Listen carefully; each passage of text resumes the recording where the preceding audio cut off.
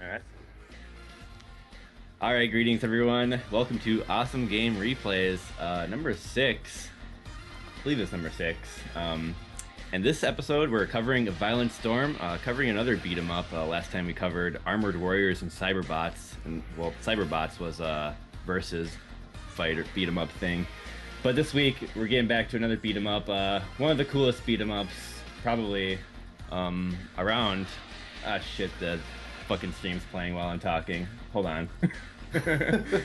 All right. Anyway, yeah, this is probably one of the coolest beat 'em ups. Konami, they made a variety of kind of beat 'em ups. You know, The Simpsons and the X-Men arcades and Crime Fighters, the original. And Violent Storm was actually the third game in the Crime Fighters series, as I recall.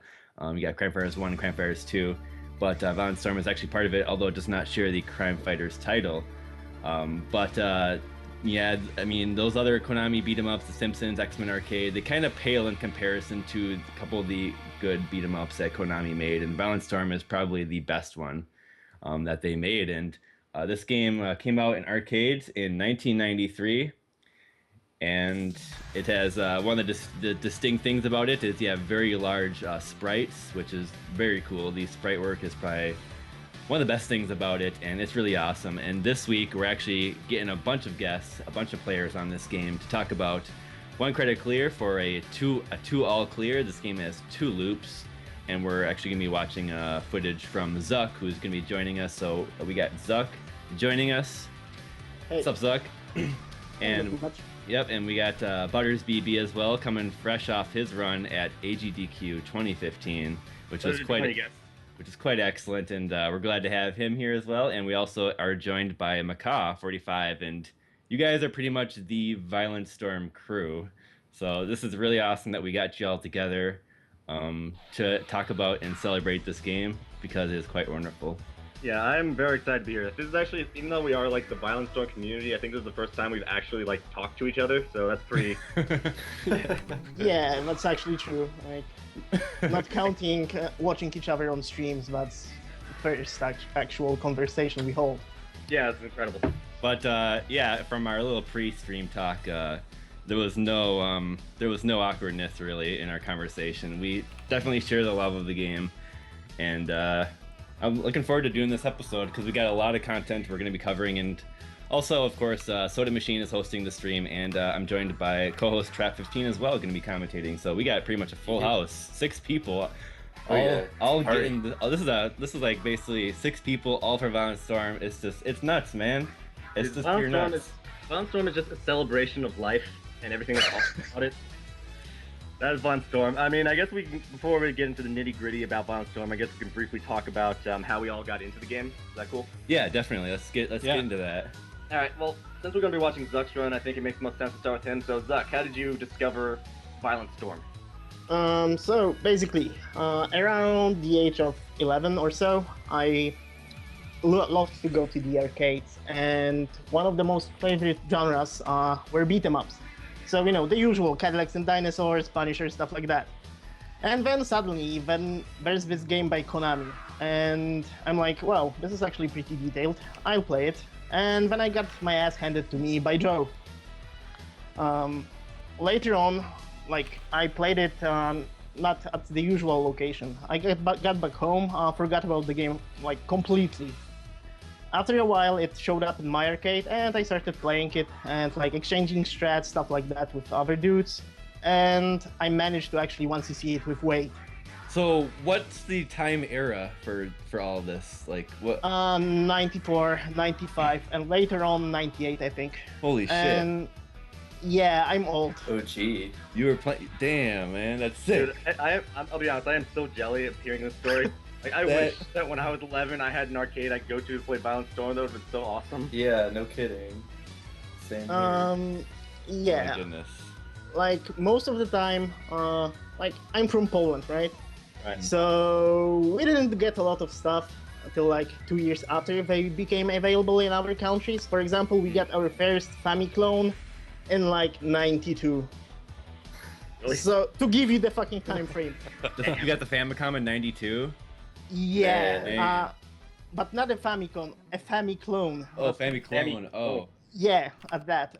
If you were lucky, you had a Genesis from like your relatives living in France or somewhere, or a SNES. So providing that context, arcade games were basically the They were shit. big. Like you They were had all wow. kinds of people there. Kids like me, older dudes, adults, everyone. But Yeah, people Wow. actually, That changes people- the wow. yeah, it changes everything out. But people enjoyed beat 'em ups most. Like the fighting games didn't pick up because everyone was so obsessed about enjoying their credits to the fullest. So there was no competition between players.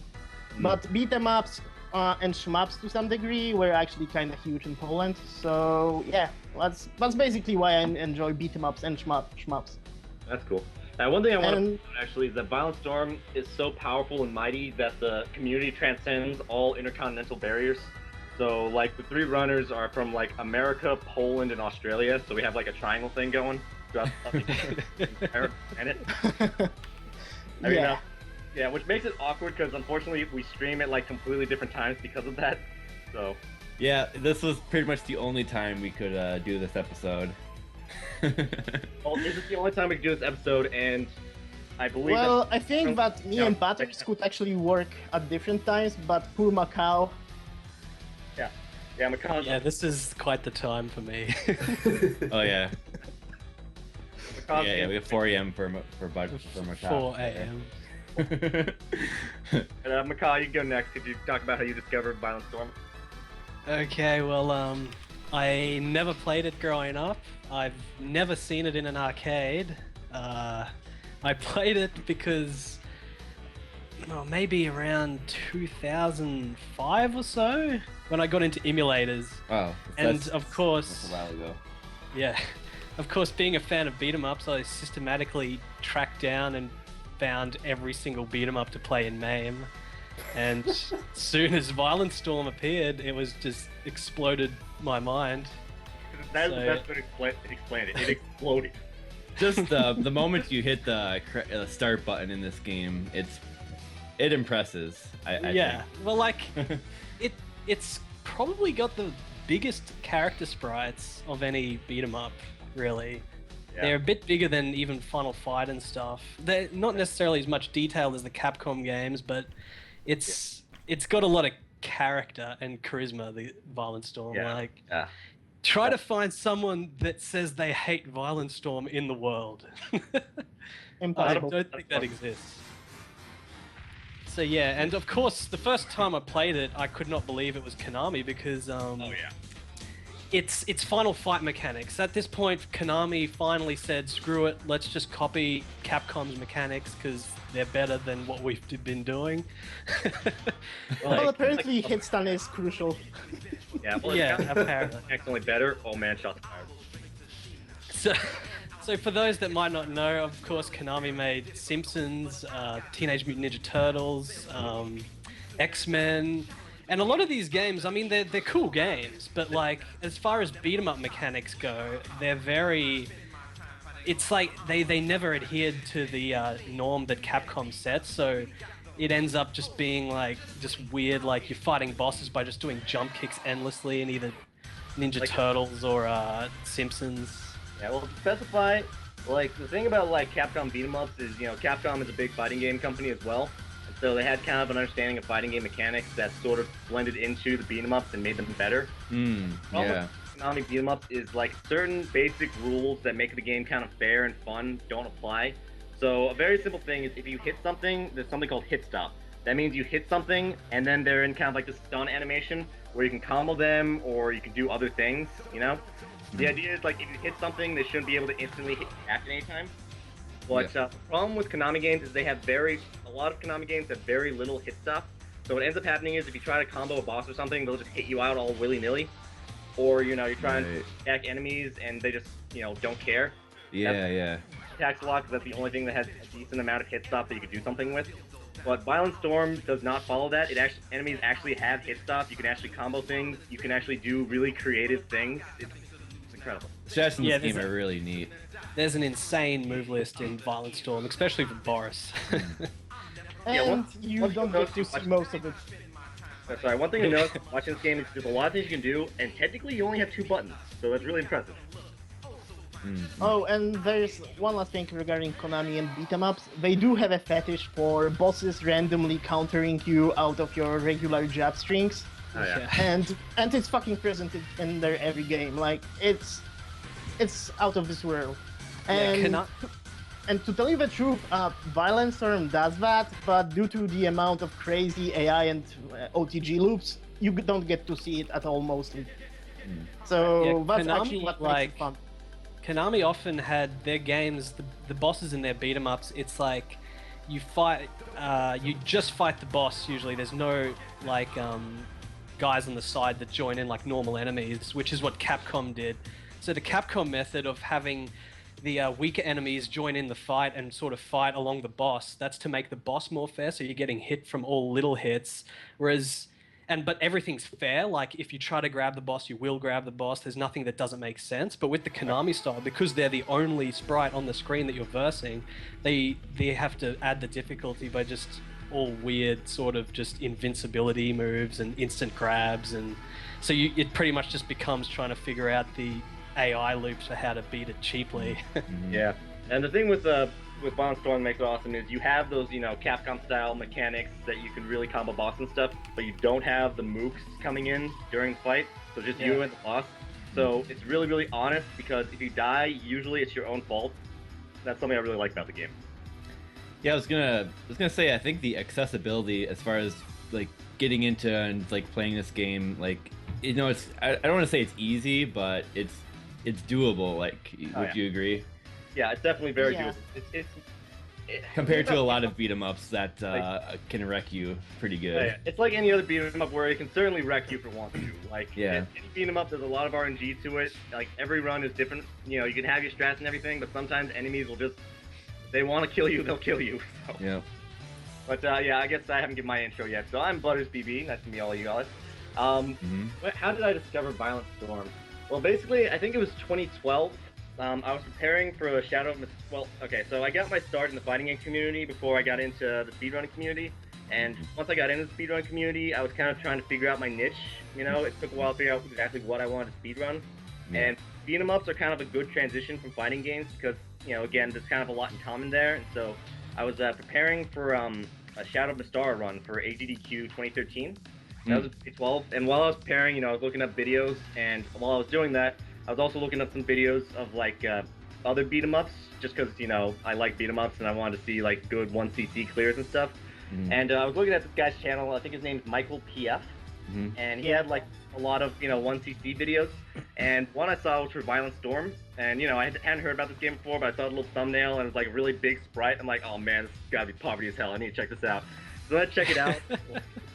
And like immediately, like this music starts blasting in my face, and there's like this big pink car, there's this Punk Blanca riding this motorcycle with a girl like screaming in the background and going like super duper fast. If you hold down a button, then it speeds everything up.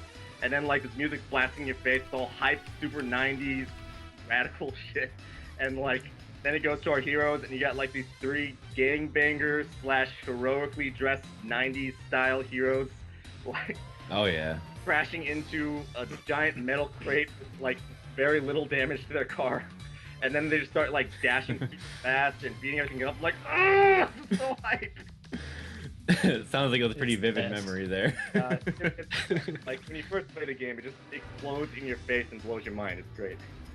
Yeah, it is pretty great. Oh like, man. The second it started, I knew I had to learn this game. And the other thing is that around that time, like EJ and Murph were in talks with this guy named Jason in order to get a super gun made. And so like throughout AGDQ, I was talking about like, oh man, if I can get a super gun, I need to get a Violent Storm board. And so like as soon as AGDQ 2013 was done, like my mission was to get a Violent Storm board, which I was actually able to find pretty quickly. And I got Jason to commission a super gun. But I got the board fairly early in the year, but there were so many problems trying to actually get the colors to work with the super gun, because at the time we weren't sure what was going on. Like if I plugged it in, it went into like Toxic Avenger mode where the colors were totally off. Like so they call it Toxic Avenger mode because it looked all green and stuff. And it took like almost a full year to figure out what was wrong with it. And like I even got like, I paid a bunch of money and got like a Frame Meister or whatever, but then there was a little lag, and so I didn't want to do that. And eventually I figured out that I guess the video encoder I had didn't work, even though when I sent the board to the guy to try on a different super gun with that video encoder, it did work. Or with with a different video encoder, it didn't work. Mm-hmm. And so we thought it was something else, but then it turned out that I guess there was something else wrong with that different video encoder super gun, and so I had to get the video encoder changed. And so I did finally get it to work properly, like 1 week before AGDQ. Wait, this AGDQ, right? Yeah. Oh, wow. Yeah. So you're just practicing in MAME and stuff? Yeah, I had to practice like ILs and MAME. I mean, I guess I could. I mean, should I talk about how I got into AGDQ like now, or should we just start with the video and talk about that? Probably start with the video. We could get into the video, sure, and then you can kind of just start with that, and then we'll go into to the game as well.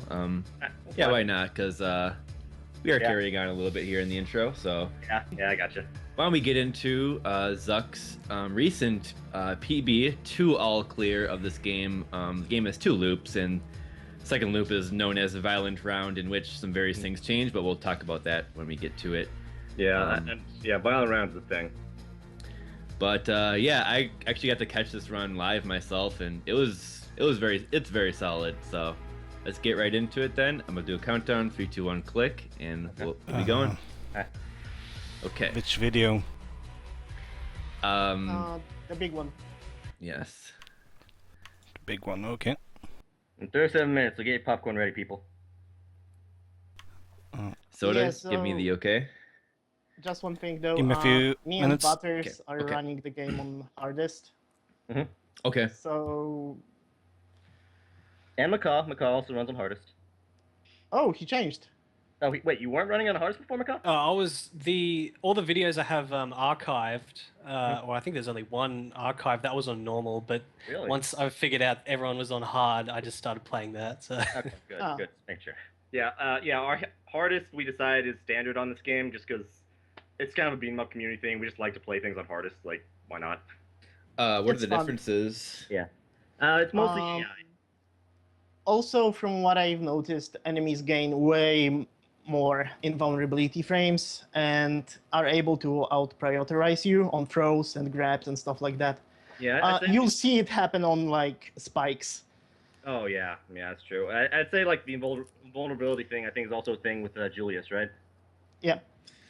Okay, that's cool. That's not a superficial difficulty increase. No, like, it's not 'Cause- something dumb like throwing a bunch of enemies at you or increasing everything's health or whatever. Right, yeah, that sounds like a good difficulty increase. It's actually relevant to how to play the game correctly, it sounds like, so. Yeah. Yeah, you Great. can't be sloppy or slow. You actually need to be on the move, so it actually adds to Oh. the game and not subtracts it. Like, it actually makes it more fun, to me at least. So in this case, speedrun kind of encourages the game design. Yeah, this Which game is always good. I feel like Yeah. this game accidentally designs itself for speedrunning. Yeah. I do like the scene skips. We can just hold the button and it fast forwards. That's really yeah. nice. Yeah. It's a really nice touch. Okay, Soda, you got this? Yep. All right, let's do it. All right, 3, 2, 1, go. All right, Violent Storm. Yeah. We start off on the main menu. You got all these different options. Pretty awesome. It's an arcade game. I mean, they have test mode. Oh, you're playing it on Bloody? Oh man, what are you doing? That makes it so violent. I don't know if the kids can handle it. it's too violent. Yeah, it's too violent. One thing is He's this a game... hero. Oh, yeah. So yeah, that's what I'm talking about. The intro, it just totally grabs you. But yeah, post-apocalyptic New York, which in the world of Violent Storm happens to take place in beautiful Southern California. Oh yeah. But yeah, so you'll notice that he's doing a lot of like dashing around. Like dash is like your main movement tool. You move around really quickly, and you also knock down enemies with it, and then you can pick them up and throw them. And like one thing is that you try to like group enemies up and like hit them like a final fight or something. It's not really a good idea because there's a good chance that you're gonna miss one of them. They'll punch you out of it, and then everyone will start like comboing you to death. So especially with Boris, because like Boris's range on his attacks isn't very good. So it's usually to your benefit to like group them up and dash attack them. Okay. And I think Yeah, it's worth or- saying straight away that Boris is quote unquote the Hagar character, strong but slow, except every character is still pretty fast in this game. Yeah. So he's the character that like has better grapples. Yeah, like look how fast he's moving. He's a slow one, so that gives you an idea. Actually, his dash attack has faster startup than Wade's and Kyle's. Yeah, Like, but Wade's is way slower. slower. Yeah, like he doesn't move as far though, and well, yeah, everything Wade does is just slower, but like he doesn't move as far, and like overall, like if you time out, from beginning to end of the dash attack max distance, like Kyle's is just way faster. So Boris is like the OP character, is that correct? Yes. Yeah. Boris is the best by far. And, The reason for this, and that's because not of even like the fair. dash and Yeah. like, basically all of his things. I mean, the dash attack is actually the least reason why he's the Oh. best. The Yeah. reason he's the best.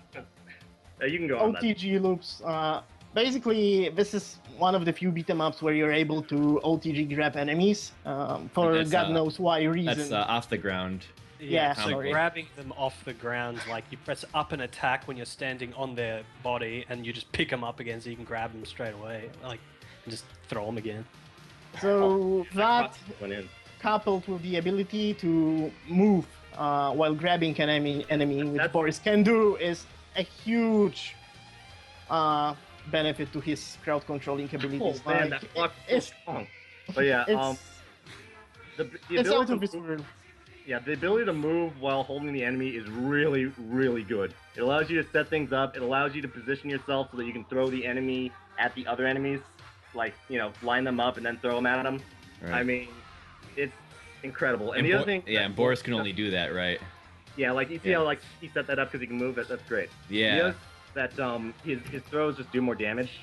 Like that's a huge thing. Like his damage output is just way higher than the others, so he just kills things faster. Also, as a side note, we do have boss strategy and stage strategy videos that will be coming up after we watch the run. So we Yeah. don't need to go into too crazy detail with the strats, Yeah. but we can talk more generally about game Well, mechanics and the first two bosses have OTG grab loops, right? Mm. And those are pretty easy on the timing. Like I think Murph timed it, and it's like 20 frames or something like that. So it's pretty lenient. Yeah, It gets pretty crazy around Dreiger and Julius, but we'll Yeah. get to that. Yeah, well, shout outs to Murphgator, by the way. He doesn't technically run the game, but he has helped a lot with the routing. So we'll kind of point out some of the little routing things he managed to point out. Cool. Yeah, shout out to Murphygator, of course. And so Boris actually has a lot of grapples. He's got a jumping pile driver, a jumping backbreaker, a power bomb on the ground, a backbreaker on the ground, and then the left and right throws. But all you really use is just his normal left and right throws that you see Zuck doing here because it's the best for crowd control. It does most damage on bosses, and yeah. it's fastest. Like, you the see- animation is fastest. This screen right here with the girl with the pizza box, like, the reason why he stopped there to take care of that spike is because that screen can really get out of hand. Like, yeah, spikes in this game are no joke. yeah, you have to be really careful with spikes. The other thing is he's gonna go for an enemy skip here. Like, one thing is if you, in certain parts of this game, like the way the scrolling works, if you like dash through it quick enough, then you can despawn the enemies. But at times it's gonna be risky because it's like they misbehave and start following you, then you might end up in a screen with a whole bunch of enemies rather than only a few. So the reason why he stopped there to like hit them was to knock them down so that he could safely despawn them. Oh, okay. 'Cause- Nice. So like if you're going for like YOLO speed strats, you just dash right through them and don't worry about them. And there's a chance that a few of them might come on the screen, or there's a chance that you can totally despawn all of them, but there is risk attached to that. Yeah, I mean, And how often is it in beat 'em ups you can despawn enemies by going forward? I don't think that's not usually the case, is it? It's not a thing. Like you Yeah. can do that on some screens in Final Fight, from what I remember, and in Vendetta. But in Vendetta, aka Crime Fighters 2, it's totally different. I was kind of Like, surprised to find that out when I first saw this, that you could skip enemies, because usually that's not the case. Okay, another thing, like what that screen he just did with those multiple spikes, he had a very specific strat for that screen because if you don't, then you could die so easily. That green spike is no joke. There's a new strat for that screen, and it's on the videos we're gonna showcase later on. But it's faster Yeah. Also, and this still boss super fight safe. this boss fight is insanely hard to pull off properly. Yeah, I think it's like a So speed 4-frame window. strats. Yeah, it's like a Yeah. 4-frame window to do the OTG loop, but like to do it like perfectly, it's pretty difficult. But there's actually a lot of wiggle room because in the event that like you don't pick him up or you drop the loop, you just kind of move up or down slightly, and then he'll usually do an attack, and then he'll whip it, and you can throw. Mm-hmm. So Nice. fairly consistent. Well, I choose to soak damage most of the time. Like, man, even got if he knocked hits down you, and get up. Yeah, like he'll knock you down, and then you can get up and just immediately pick him up. Usually, Sometimes he decides to instant grab you and take off like a quarter, like 3/4 of your life or something. Yeah, that's the thing. It's the grab and then a knock up or whatever it's called. It's pretty spectacular when it happens. Also, these screens with Ryukens, you can do them pretty safely with just dashing from one side of the screen to the other, but that's pretty slow. So what you want to do is knock one down, like still on half screen length, and then just pick him off the ground and throw at the other guys, and continue what you were doing. So. By the way, right now we're on stage 4. Stage 4 is probably the hardest stage in this game. Like, this is probably like the most risk of death as far as the stage goes. Like that screen he just did with the spike and the lollipop, that was really good because that could go horribly wrong if you mess up. Right. And now there's another 2 spikes here. Oh yeah, this screen's also really dumb. But we do have these pressures. Yeah, look at that press. Oh, get out of here. It's pretty comical. That was perfect. Squish, squish, squish. That was a pretty elaborate squish animation too, not just like an effect. It seemed. Yeah. Yeah, this game has really awesome animations. I love the Yeah. lava spilling here. Very cool. Oh, The game in general is pretty detailed, so it's Yeah. super fun to watch. Yeah. Especially the backgrounds. If you keep an eye on your backgrounds, and there's just not so much this stage, but the other stages are just filled with characters in the background that you can often actually interact with. So thankfully Doyle has a very slow like animation when he enters the stage because if you're careless, then what happens is the mooks can actually spawn while the mooks are still on screen. So what he's doing right now is a AI loop that was discovered by Murphygator. I actually added a little bit to it because he discovered kind of how the anti-air thing works, and then I figured out that if you do the roll every time, then it perfectly makes it so that he doesn't go into his next phase. Yeah, he has this annoying jetpack phase where he goes up and tries to drop kick you. But thankfully, thanks to Butters and well, Murph's work, we're able to skip that. By the way, fun fact, when he actually goes into the jetpack phase, you're able to combo him on his first get up. Like, do a full series of punches on him while he's flying up. So that almost kills him if you if you screw up the loop, that is. He actually got kind of lucky there against that bull enemy. The bull is like a palette swap of the first boss stable. What happens is sometimes, like if he knocks you down, he can sometimes decide to just keep hitting you OTG with his mace and just like kill you. So Yeah, I was gonna mention Yeah. like there are a lot of things in this game that do punish you pretty greatly if you let it happen, huh? oh yeah, like At there's home. always the ever-present risk of death. But at the same time, like you have such liberty too in this game that it's really empowering, I think. Yeah, you can just buzz all around the screen with those dashes and really make space. Yeah, and one thing is that the dash is not like perfect though because there are 2 enemies in particular, spikes and lollipops. Like if a spike decides to do his shoulder attack and you try to dash attack him, then you guys trade. And lollipops decide to do their dash attack and you dash attack them, then they just win straight up. So you gotta be careful about when you use it sometimes against those Yeah. enemies. Yeah. yeah. The general rule of thumb is not to dash against a charging lollipop or a spike. Yeah. Like Okay. if you see me or Barmaka do that, it's generally like a last-ditch effort to pull something off because we Yeah, I mean, ran out of ideas. Yeah, like one thing is like if you time it right, then usually dash attack can't, like if you kind of like get lollipop or spike cornered or something, then you can dash away, wait for a second for them to get up, and then dash attack them, then dash away, wait for a second for them to get up and dash attack, and just keep doing that as like a loop, and that's pretty safe because there is startup on their charge attacks. But and then Julius. So I call this guy Caleb Hart just because he has the hardest loop in the game. Like this is a frame window whenever you pick him up. There you go. One And then he frame? has that Damn. attack. He grabs you just out of everything, and it's Yeah. such a long range on this grab. And he can also OTG you with his spinning kick, which is also pretty nice when it happens. Yeah. So a lot of these strategies seemed like they were the intentional ways to beat the bosses, right? You think? Yeah. Probably, yeah. Like, if you notice how I went slow before Julius with the spike, the lollipop, and then used the crossbones to break the statue. If you break the statue with the crossbones, dudes, it'll leave a pipe in it. So I think that intended strat for Julius was to abuse the pipe against him. Yeah, I'm pretty sure they wanted you to use the pipe on Julius. Because the one frame window is pretty tight then. But they Yeah, like for sure they want to use the pipe, but what's kind of cool about that is that that's actually one of the very like the only like you know as far as the way that drops work in this game, there's a few drops that are like fixed, like it'll always do the same thing, like namely like high meat drops. Usually it's like okay, it's always gonna be that same high meat drop. Like weapon drops are usually kind of randomized, so sometimes you'll get like a pipe, sometimes you'll get a knife, sometimes you'll get a football, whatever. That particular statue before Julius is the only time in the game that I've seen it being like particularly manipulatable. Because if you just break it straight up, then it's random. But if you throw an enemy into it, it's always a pipe. Interesting. Oh, is that how it works? Yeah. That's why really weird. Yeah. It's weird. Also, but... the boss coming up is practically impossible unless you do abuse the AI. Yeah. That's Yeah. Like, there is a strat that actually works on him if you play on normal, I think. You bait out his jumping attack and then just plane shift and then throw him. Right. But it won't work at all after he hits like 1/4 of his health on hardest. Like, Man. don't even try it. Yeah, like the throw loop on Julius, I think wasn't intended because Boris is the only one that can do it, and the only reason that he can do it because he's the only one that has a throw that like puts him so that he's facing the other, so that he lands the opposite direction and close enough to you that you can pick him up again.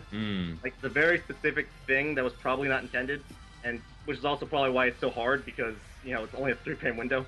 Like no one else can throw loop like that. Right, But- right. And I'm pretty sure, and I don't think that the sledge loop was intended either, because, yeah, it's kind of silly. It's also really, against a boss that's supposed to be really, really difficult. Like, they even make that stage really short because they expect you to need lives in order to fight him. That's also an awesome stage, by the way. The previous stage on the bay side, there's a lot of gags in the background. Yeah, I love how the Yeah. enemies were. We could throw them into the water. That was nice. Yeah. Yeah, and then And- there's and, like, there's in a that, sailor that you can knock over and he drops a fish. Yeah. Like you just knock him into the water. Actually, Yeah. the fish are dropped almost every time an enemy drops into water. Like, there is a chance Oh, for really? it to happen. Yeah. So Okay, if you fight the interesting. enemies on the upper plane close to the pier, you're able to refill your health, Yeah, it's which only- is kind of neat. Yeah, There's that's like really... a good amount of enemy skips in that stage. So like, there's 2 lollipops that kind of spawn, and you can skip both of them by dashing through them, but it's risky if you do that. So the safer thing to do is to throw them, is like hit them, like knock them down, throw them off screen, and then dash away. Yeah, I still go for killing them because I'm pretty like scared at this you need point. to get speed strats. You need the speed spec. You need to go fast. Come on. I'm going Gotta go semi Fast speed. Alright, so these Lizas, one thing is like Lizas are the bane of Boris's existence, because if they decide to crouch attack, then Boris can't throw them and he can't hit them with his normal attack either. And so they can really put in work. Just Yeah, that fun dark- fact, it's Liza and Eliza. The purple ones are Eliza's and they're utterly terrible. Yeah. But I managed to actually pull off some strats, so Yeah, it all works these out fights fine. can be scary sometimes. Shout out to those women. Also, who know what they did. yeah, I mean, they must have done Geld. something bad in prison cells, right? We can't. Geld's say them. harem. Yeah, they don't seem too worried or anything. Yeah. You can actually open the door, and they will drop a ring, I think, for like 10,000 points or something, but you don't get to see that. Yeah. Alright, so this Red Freddy loop is really dumb because sometimes he can get out of it. Like, if sometimes you'll just ruin your day and just, like, get out of this loop, and it's the lamest thing ever. Like, once he reaches low life, he'll always get out of it, so that's why he's gonna dash away soon. But, even before that, there is a chance that he'll just randomly get out, and then it's hard to get him back in because he'll usually just keep doing that over and over again. Yeah, before I found out about that loop, I just used to use the same tactic as fighting Sledge. You can Yeah. do sort of the same thing on Red Freddy, but he can still get out of it towards the end of his health. Yeah. I did some practice today, and apparently the fastest strat for Red Freddy is to go into the corner with him, throw him, and wait for him to break the loop, and then just actually do what Macaw Geld. said. Jerk. I'm sorry to interrupt you, just Geld is... Ugh. Yeah, thankfully, this replay shows why Gelt is Gelt. Yeah. So there is like this loop for the first half of his health, where you hit him, you squeeze him twice, and then quickly push forward twice, and squeeze him twice. Lather, rinse, repeat. Then you throw him away, roll attack, he'll be stunned. You do a full throw combo, and then you just kind of go ham. But yeah, even as good as like that loop is, he can still get out of it, and there's so much risk involved because this guy is so random. He can take so many lives. Yeah. Mm-hmm. Fun fact, Geld means money in German and I believe Dutch. So that's actually a nice joke on Konami's side. So that was the first loop. Now we're gonna go.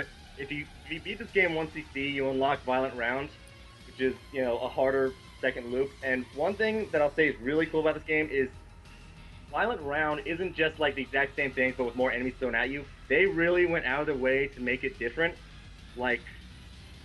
And the sheer fact that they put all this effort in Violent Round is part of the reason why I love this game so much, because they played so much attention to detail. They totally meant for this game to be 1cc. They give you all the tools available to it, and even give you this mode that you're only gonna see it if you 1cc it. And they put a lot of effort into this mode, so it's like, damn.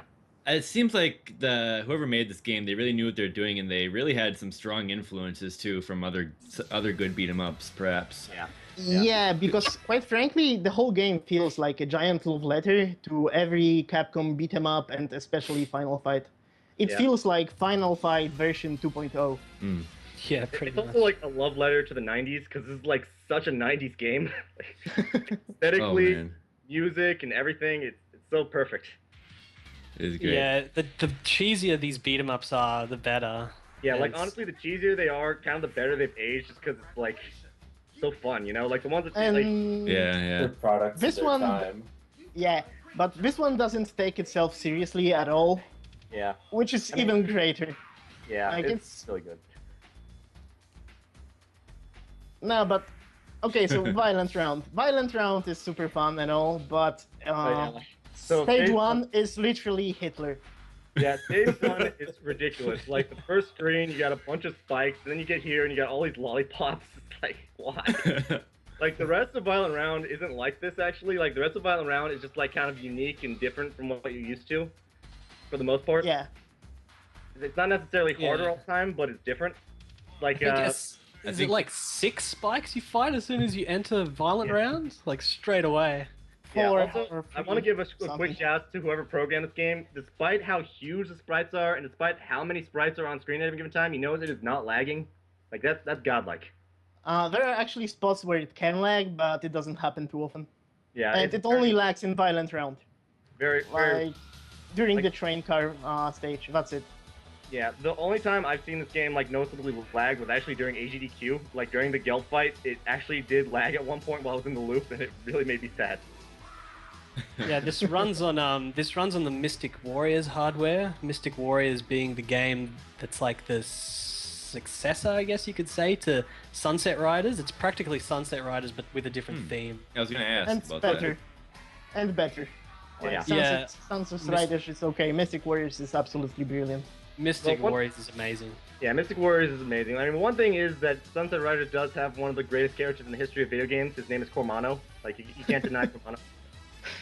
We Sunset wouldn't dare. Riders has a lot of all these a lot of these how could you say the Konami games, they all have a lot of character to them. They all Oh, yeah. the bosses Yeah. have quotes, and Yeah. it's like they were really trying to channel the cartoon.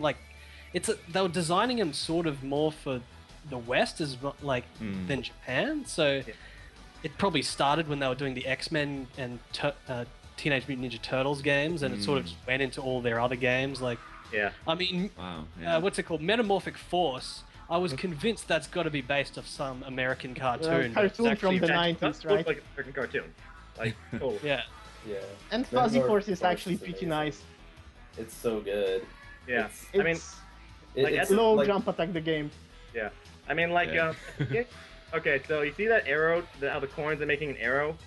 It's possible to despawn a lot of enemies right now. Okay, I see the lag you're talking about now, but yeah, so basically those coins making the arrows there, that basically it's giving you a major hint.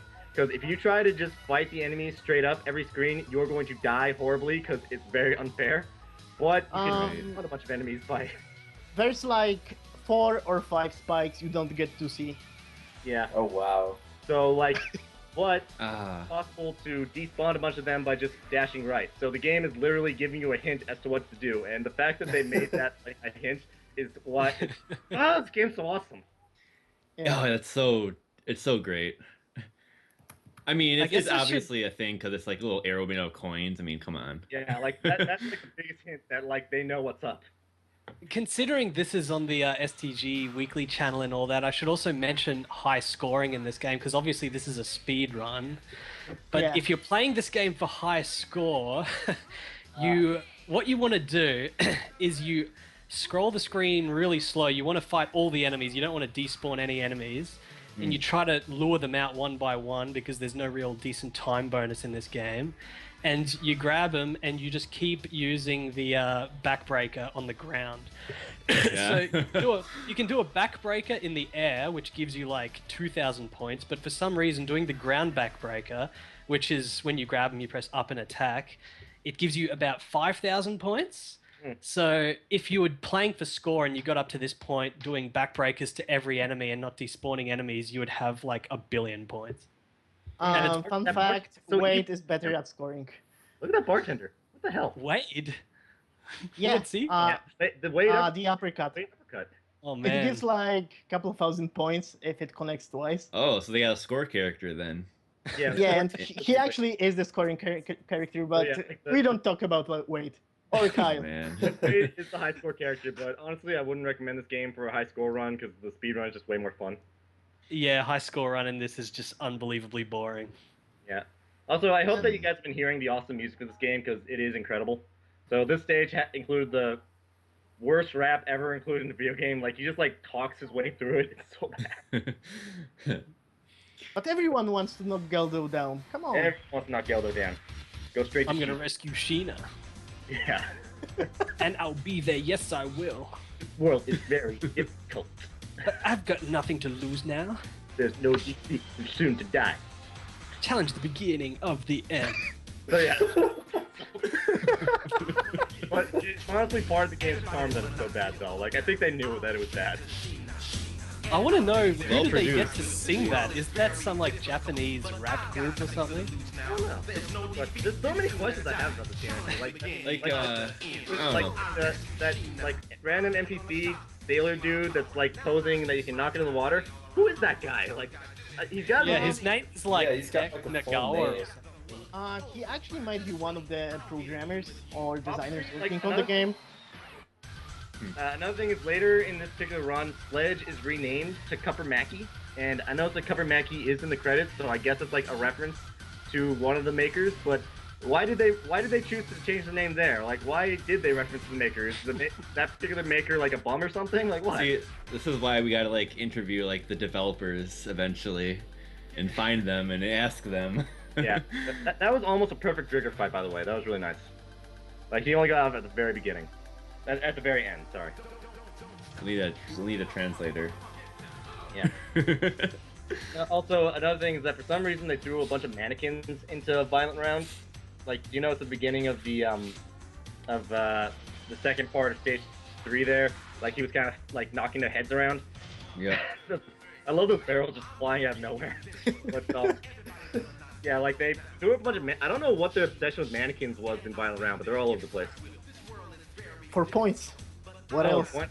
Gotta get a high score. A high score. Gotta So, yeah. score high. So, yeah, And yeah, so the they- barrels. Zuck, when are you gonna do a high score on with Wade? Yeah, high score Wade. Never. Yeah.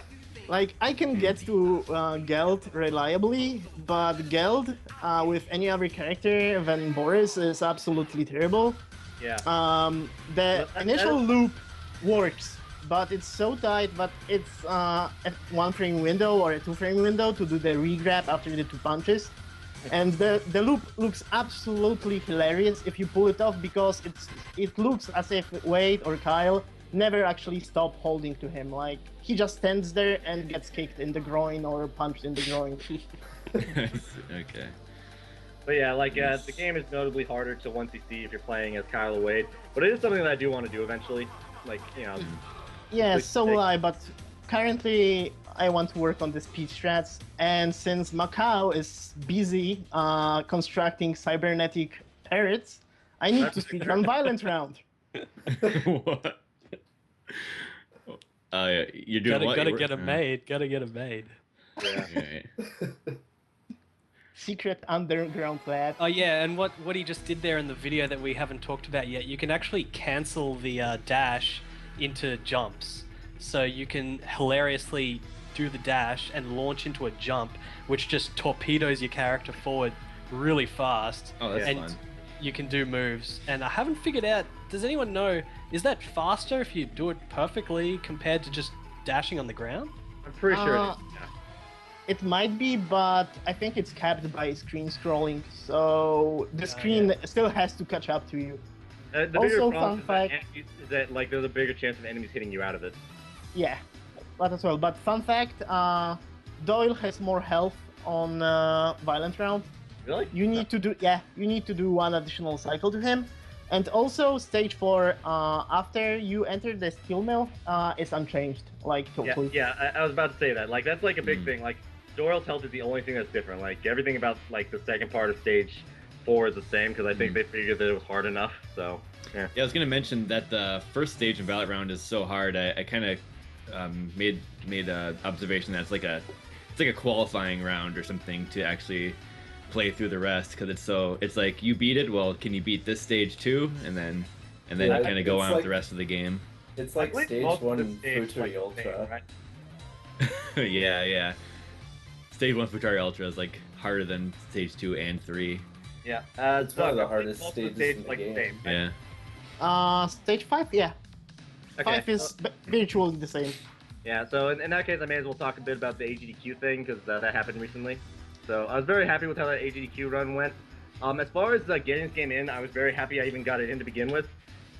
Basically, as I mentioned before, like, you know, I ran Shao's and Mistara last year, or not last year, I guess. Yeah, we'll say last year. Okay, yeah, we'll say last year. Yeah. So last year I ran as a 4P co-op Shao's and Mistara, and then afterwards, I was really kind of in the arcade hype mood, and so like Violent Storm was the one that I really wanted to get. And so me, Murphigator, and PJ all bought super guns, and we all like kind of picked out some arcade games that we wanted to run. Like we didn't have a guarantee of getting into AGDQ or anything, but you know we were really hyping up the idea of kind of getting arcade games, like true arcade runs into AGDQ.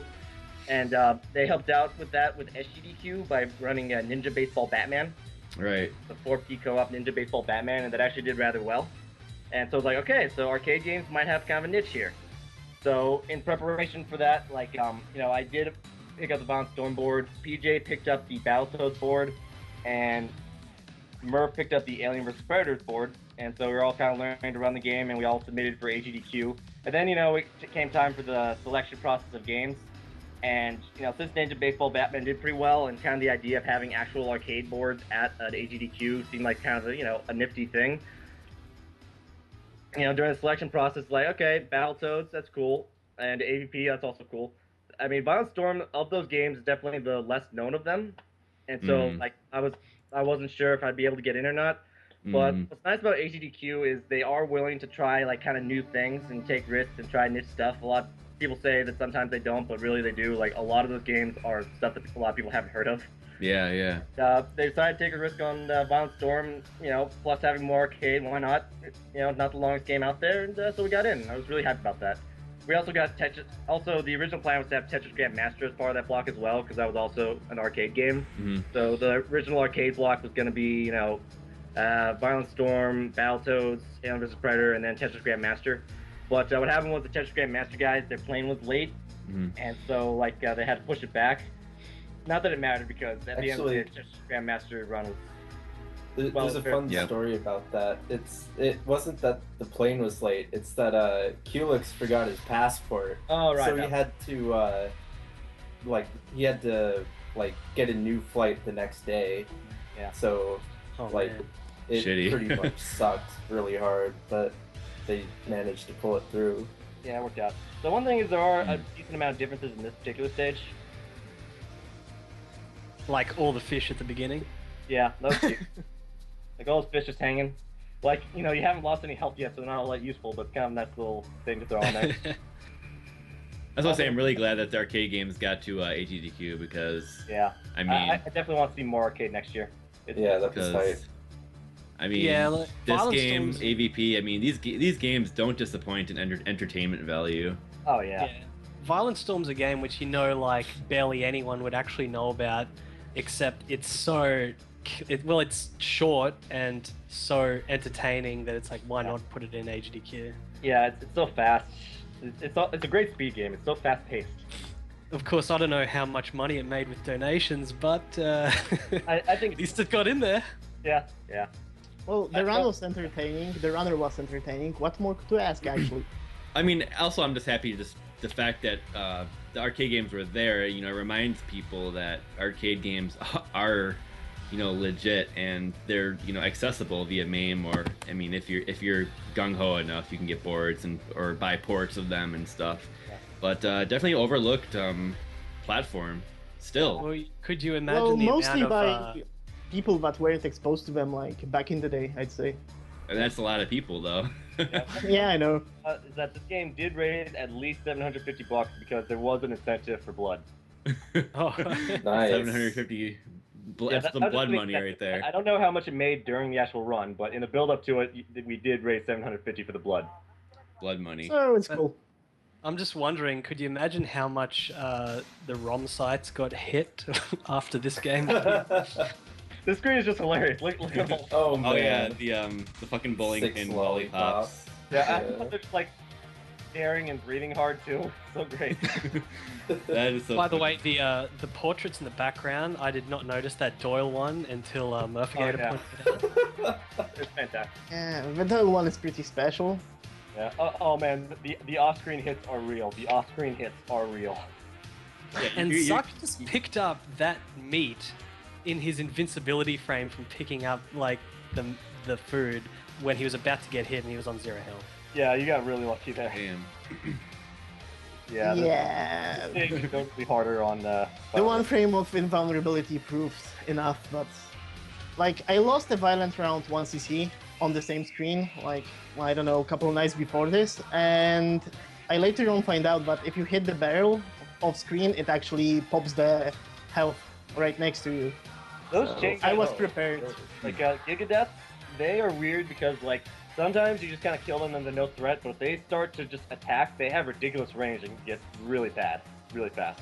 Like they're actually pretty scary. They also attacked pretty fast. I know that there are differences between the pellet swaps because the green one is more aggressive, and if he catches you and actually punches you repeatedly, you don't have the time to recover unless you super joy. At least with Boris, like you're absolutely The girls helpless. are still trapped. Are we gonna address them this time? No. Oh. Oh man. We that's- might. Oh man, this is so scary. This is so scary. Oh yeah.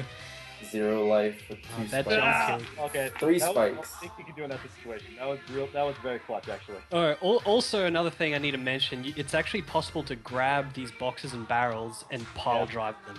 Yes. Well, Pile driver and backbreak Yes. the boxes. I had to actually like connect the dots on that one, and then it was awesome. Pile driver box. Oh wait, yes. yeah, the HDQ run I was very happy with, by the way, because I got the 1cc. It's actually the only during Arcade Block. It was the only game that got 1cc. So shout out to Violent Storm. Yeah. Good, yep, Yeah, good that job was on pretty excellent. I was happy Yeah. that you got the 1cc on that. Yeah. And I like Even- that you guys were paying money for the each credits used.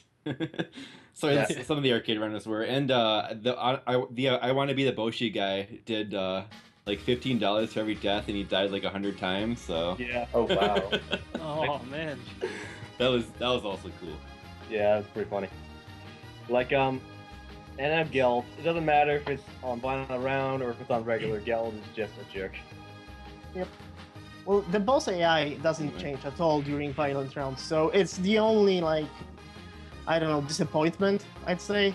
But Dude, if I we just did thought- change, That is but not the bosses don't get to do a thing anyway, so Yeah. meh. Okay, so this is what a Geld fight is supposed to look like. So, Oh yeah, you actually messed up there. If you hit the Super Joy while he has like the barrier in front of him, like if you just hit him with the Super Joy while he's in barrier mode like that, then you can just walk into him over and over again and nothing will happen. Whoa, that's weird. Yep.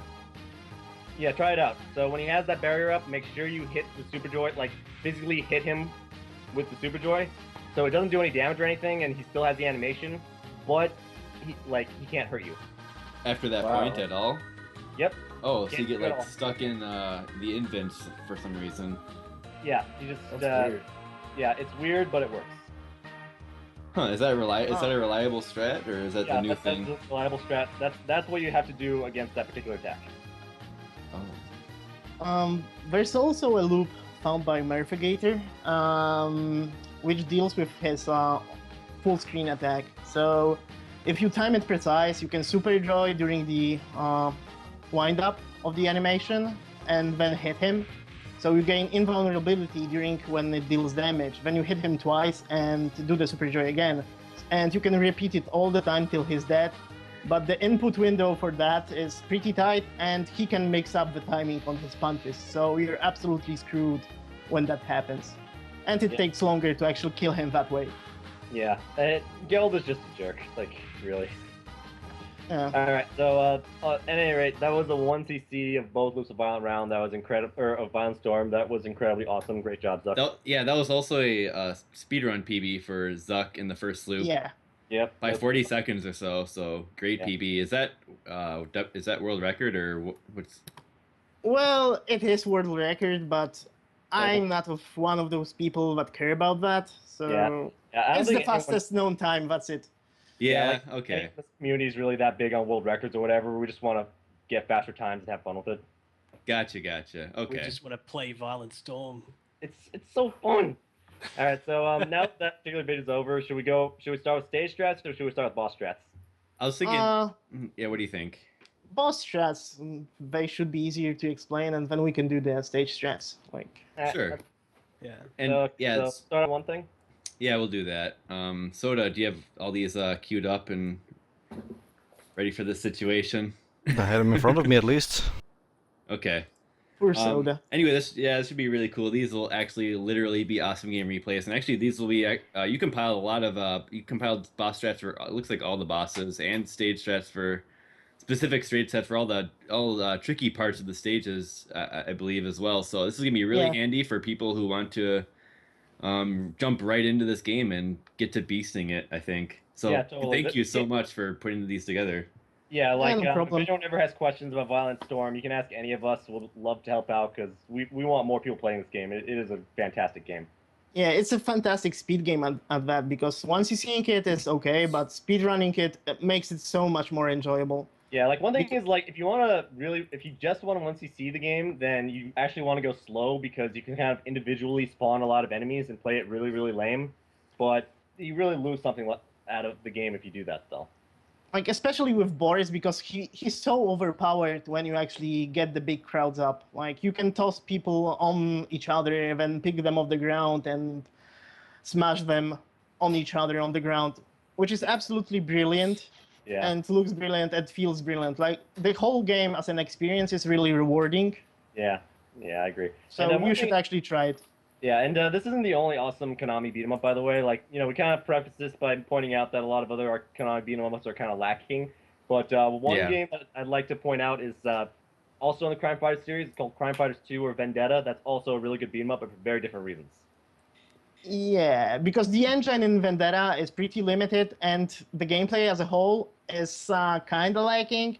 But the presentation and the atmosphere, plus some unusual stuff, is absolutely fantastic.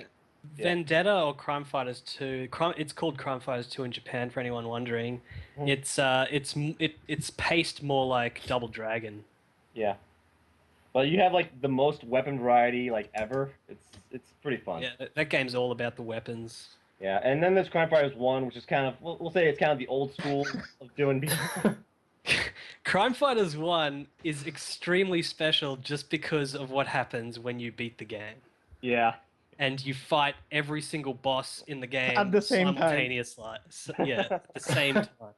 It's probably the single hardest boss battle or stage or anything in any beat 'em up ever.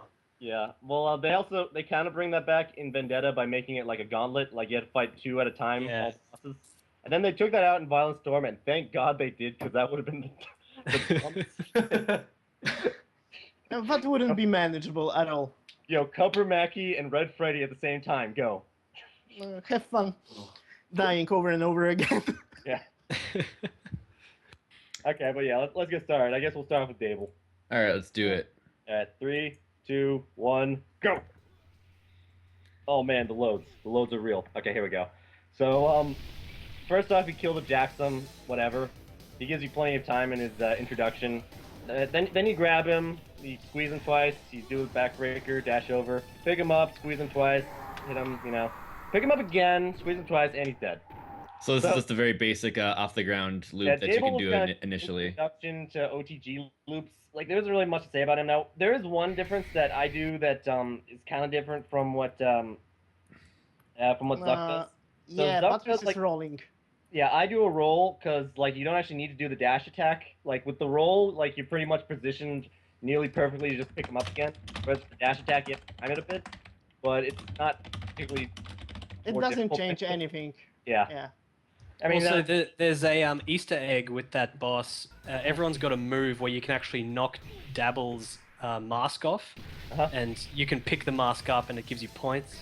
Yeah. So for Boris, it's like if you press back and attack, he does a headbutt backwards. You have to do that to knock his mask off. With the other characters, it's like uppercuts and stuff. Yeah. And, and one thing to note, Isn't though... it like hitting him with the punches enough times? Yeah, one thing worth noting is with Dable, you have to use the backbreaker, because with the backbreaker, he, like, doesn't go as far away from you after, the throw. So if you use, like, a normal forward throw, he goes kind of far away, and then you have to waste time dashing up to him, and you have to time it a bit to pick him up again. So it saves time to do the backbreaker. And if you dash up to Dable after tossing him and you want to OTG him, you might actually miss the window and hit him off the ground with the dash. Yeah. For whatever reason, but because Konami. Yeah, so backbreaker makes it, safer. Alright, so that's Dable. Let's move on to Joe. And about the mask thing. If you knock it out of him, his AI changes actually. He jumps around way more and is way more aggressive. Yeah. Yeah, he is. Alright, let's go with Joe. 3, 2, 1, go. Alright. Oh yeah, that's fine. We don't need to be on exact because we're repeating these videos as we go through them. So. Yeah.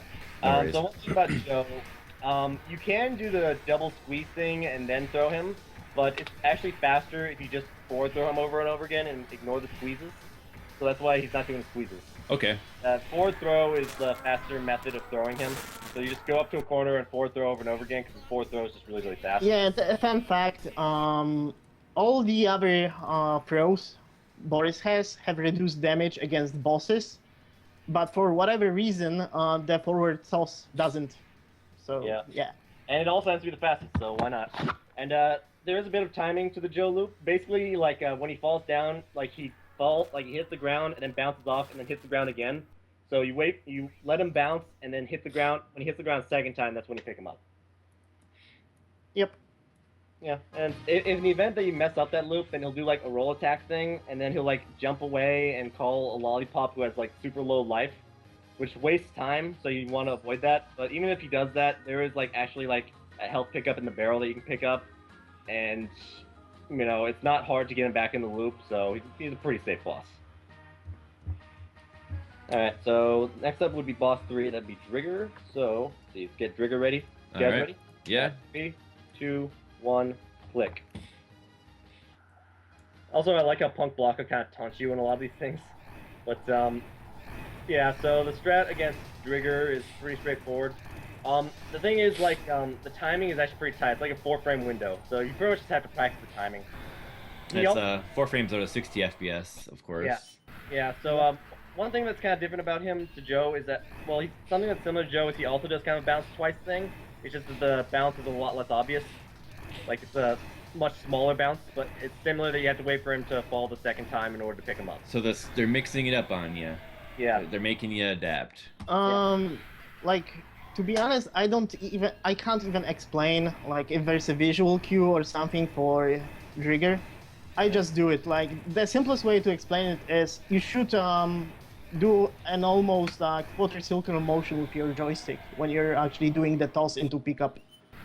Like, it should be kind of smooth and super fast, like, done at once, almost. And one thing is that when you're picking them up, it's actually up attack rather than down attack. So it's whatever. It's kind of weird. So you can accidentally move up sometimes. Yeah. So that's usually what happens when it like drops. You might accidentally move up, or you just mess up the timing, or accidentally kick him or something. I mean, there's one thing about the loop. Like, you could be squeezing him twice and then tossing him, and it would be faster. But it actually screws up your. It isn't. I thought it would be, but it would be faster. If it was, I would. But yeah, it's actually faster, and this is something that was timed out. It's faster to just pick them up and throw them over and over again. And it looks funny, faster. But, well, also, if you're playing the... Yeah, go ahead. Like, go ahead, Macaw. Oh, I'm just saying, if you play it casually, the way you're supposed to do this boss fight is you bait out his sort of tackle charge, and then you grab him. Yeah. And so, I mean, you have to dodge it vertically. Yeah, so but that can end badly. Yeah, in the event that you do drop the loop, the thing to do is just move up slightly and let him do some sort of attack, and after it whiffs, you grab him again. Or you could even just let him hit you, and then get up and quickly grab him again and go back in the loop. But I'd recommend the move up strategy because there is a risk of him like insta-grabbing you, and that does a lot of damage. Yeah. That's a crazy fight. You grab him so quickly, it's great. Yeah. Yeah, it looks like a scene from a slapstick comedy. Yeah. Alright, so that would be Trigger. Let's see, boss 4 would be Doyle. Doyle's an interesting one. Alright, so 3, 2, 1, go. Make sure you kill all enemies like in the screen before you reach Doyle, otherwise they'll be on the screen as well, and that's a problem. So this is Krang meets Power Loader. He has a really dumb AI loop. Yeah, so you do the 2 squeezes and then roll attack, or throw him forward, roll attack. You have to position yourself a bit so that you're just below him, so that as he gets up, you do a jump attack, and then he'll go try to anti-air you. Don't be too close to him, or the anti-air will actually do what it's supposed to do.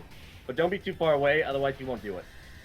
So I mean, you have to get the positioning right. But and if you noticed, he pauses briefly, like after a while, and he should go into his jetpack phase. But since the loop is leaving his AI confused like immensely, he just doesn't know what to do and stands there and takes it. Yeah, he just stands there stupidly and lets it go. Pretty awesome. So yeah, if you do it right, then he won't go in second phase, and it's just enough to kill him. Very cool strat on that boss. And for anyone wondering why he's copied from the Power Loader for his arms, Konami did do an Aliens arcade game in like the 80s. Yes, which is a slight reference. Yes, and they of course also did Teenage Mutant Ninja Turtles games back in the day, and that's why he has kind of the Krang look. Yeah.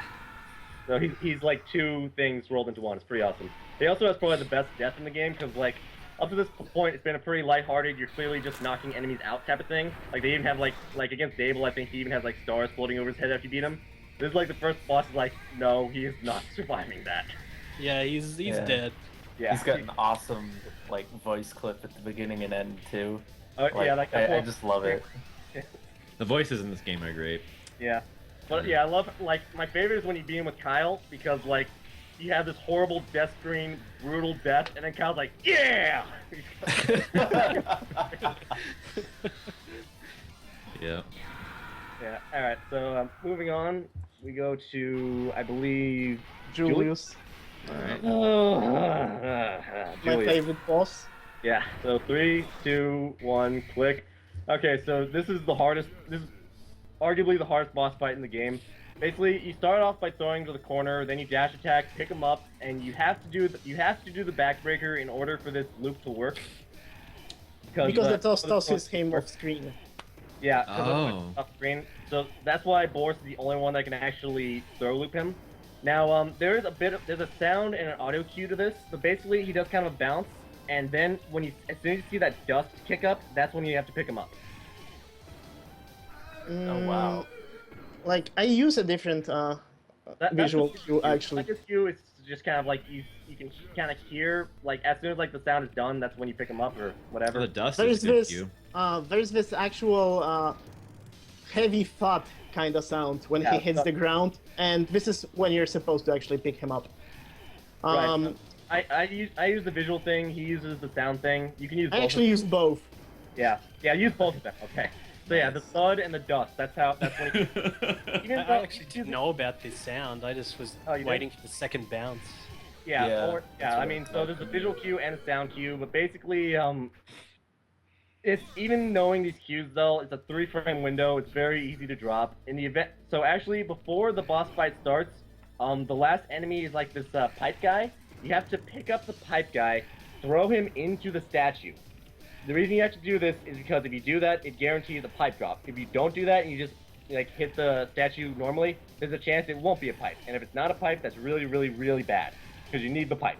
So in the event that you drop the loop, then what you have to do is pick up the pipe and hit him with it, and then kind of walk away from him and like let him sort of walk towards you and just keep hitting him with the pipe and hope to God that he does not do his dumb head spin attack because that's invincible. And if he hits you with that too much, then, you know, you lose the pipe. It's such a tough fight. Gotcha. Backup pipe there. There's actually a faster... I think that the pipe strat, when done correctly, is faster than the OTG loop, but you need to be lucky. Yeah. Because you're able to, like, only with Boris, you're able to hit Julius when he's on the ground. So you knock him down with the pipe, knock him, punch him, knock him on the head with the pipe when he's on the ground, and then you plane shift, right? But the one thing we didn't cover is that bosses do get up faster as their health gets lower.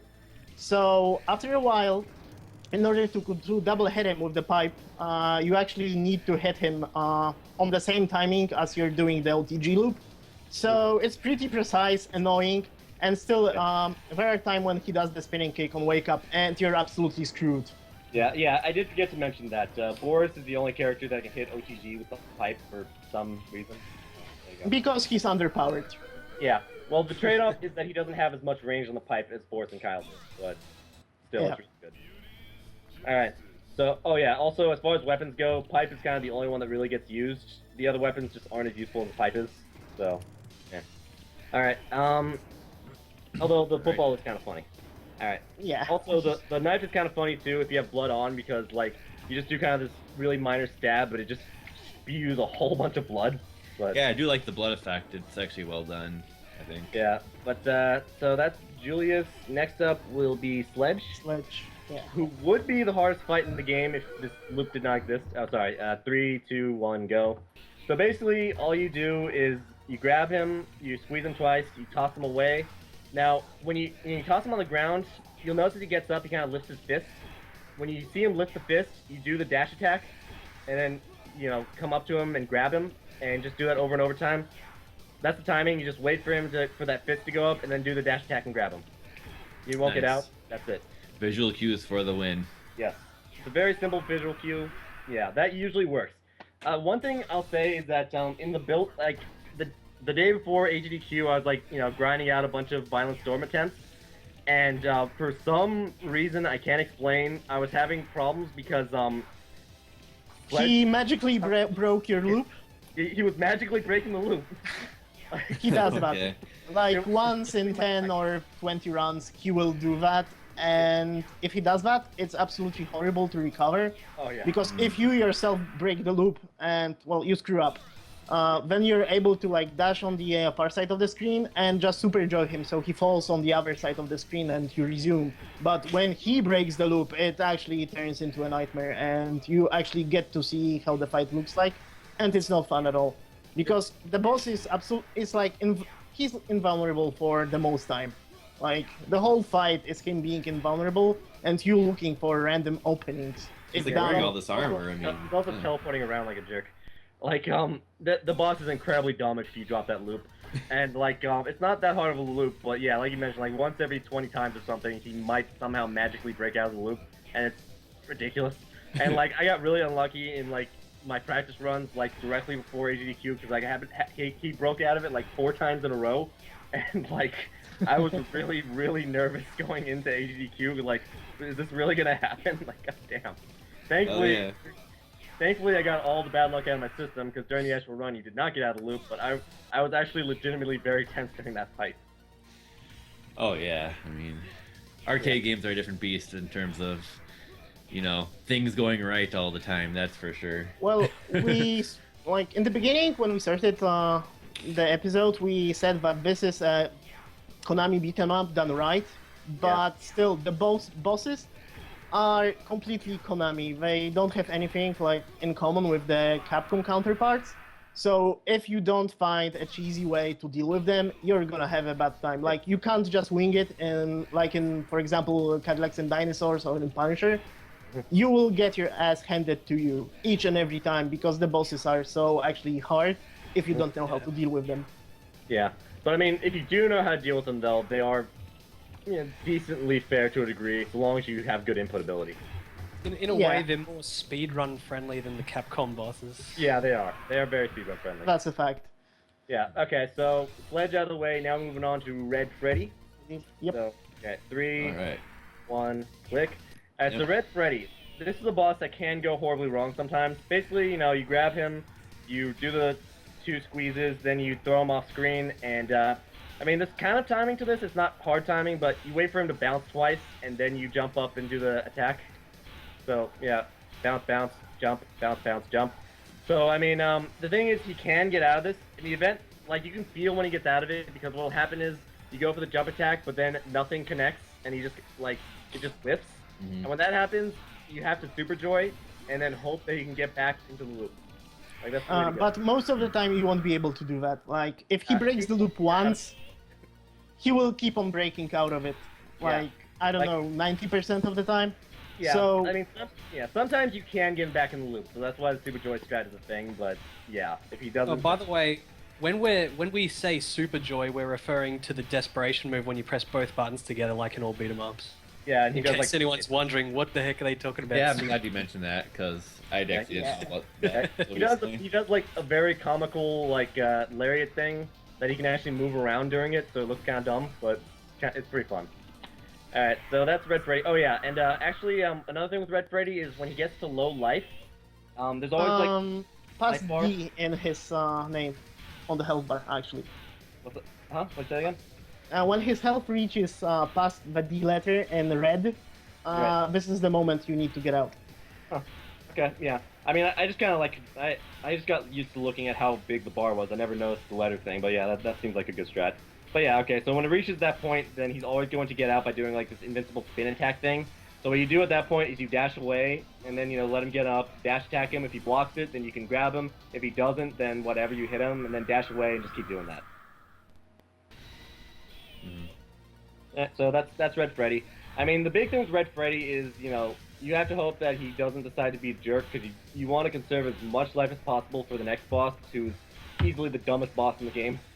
Like, yeah, so now we're going to Geld, so 3, 2, 1, go. Alright, so you go through all this game, you haven't lost any lives, and then you get to this mofo right here. So, first things first, you do like 2 squeezes, and then you quickly push forward twice, grab him and do 2 squeezes again, then quickly push forward twice, and squeeze him. You keep doing this until he goes to about half health, then you throw him away, do the roll attack, do a full squeeze, whatever. Okay, so he messed up in this video example here. What you're supposed to do is lariat him, because he's always going to get up and do that attack that invincible thing. You have to physically lariat him while he has that barrier up. So, like, you hit his body with the lariat attack as he's doing that attack. And then what happens is, like, through the rest of the animation, he won't hurt you. I don't know, you have to record a new video for that, I guess. But yeah, that is a strat. You have to physically hit him with the lariat so that he doesn't... Like, the thing is, I was tight on time when doing this one, and... my general strategy is actually gaining invulnerability frames, thanks to getting hit about the green flames. So what I actually do is get hit by the end of the full screen attack, walk up to him, grab him, and continue from that. So... But I mean, if you do the invincible thing, then you can literally be sitting on his sprite, and then you can just grab him once it's done. But if you do it like at the beginning, when he does that, the invulnerability will run out. So you dash out, you dash in at the very end, or you can walk into it. But I screwed up. But I'm saying that you do like the lariat, like on his invincible barrier attack or whatever, then you just time it so that as soon as it ends, you grab him, so you don't have to take the damage. No, but I didn't know about the lariat thing, actually. Okay, well, yeah, it's new tech, it's okay. But yeah, that's the new tech. But one thing is you'll notice that if you get the full loop on him, he'll always, as soon as he gets up, he'll be dizzied, so you can get more damage on him. Like that's important because you need as much damage on him as you can. Like after that, like he's always gonna do the he's always gonna do his like invincible barrier attack or whatever, and so you can take advantage of him and get another throw on him. At that point, things get a little bit random, but if you do another full throw loop on him, then he'll probably get dizzied again, and then you do more damage. So you can do a lot of damage to him like quickly if things go right. But yeah, but this fight can go wrong. Almost every time.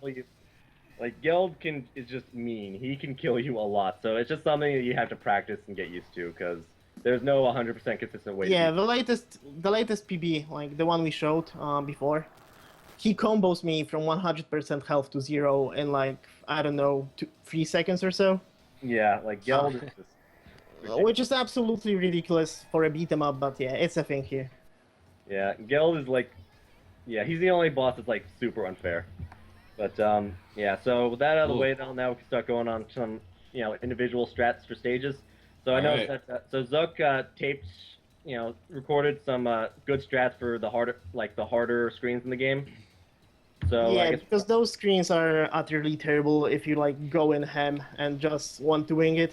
Like so mostly it's spikes and lollipops and I think one Eliza screen, but that's about it. Yeah, there's a lot of enemies in this game that they want to play. Like any enemy in this game, if they want to play, they can do some damage. Like even like Jacksons and Talagas, they got game if they want it. Like you got to be really careful in this game. But we'll start off with stage 3-1, or basically it's gonna be the same part of stage 3, but just different. It's gonna highlight some different things that you can do. I guess is that kind of way going? Yeah, because there are different strats. There's the old strat with the pile driver. There's one with the pipe, and there's one with the new strat basically. Okay. The new strat is kind of faster, like a lot faster, actually, but we're gonna see it. So. Okay, so I'll let Zuck explain these stage strats, and he's the one who kind of taped them and everything. So we'll start with stage 3-1. All right, 3, 2, wait, go. I was ready. What's with you? They're a bit longer, so we got to make sure we have them timed correctly. All right. We're gonna try again. Which stage? 3-1. So that we're gonna go through from 3-1 and on. So. Okay. Like, right. We'll start with 3-1. So 3, 2, 1, go. Zuck? Yeah, so basically what you want to do in 3-1 is dash in, pick up the guy you dash on the ground, kill him, kill the crossbones. And since this is the new strat, right, so Alright, can we go again because I'm kind of confused. Okay, let's start from the beginning. Okay, No, we'll have it on repeat. Oh, okay. Yeah, just keep it looping and just keep talking over the loop. Yes, so okay, this is the new strat. So this is the one I found like a couple of days ago. So I'm not used to it most of the time, but it is faster for speedrunning reasons, and I'm sorry for like being confused. Anyway, so you want to dash in, punch or throw the Jackson, get him out of the way, then use Stalkus to knock down crossbones, or you can just ignore them and kill them any way you want. Then you stand in the corner, punch, and wait for the spike to come to you. Then you finish off with a pile driver or any other throw actually, and he will die.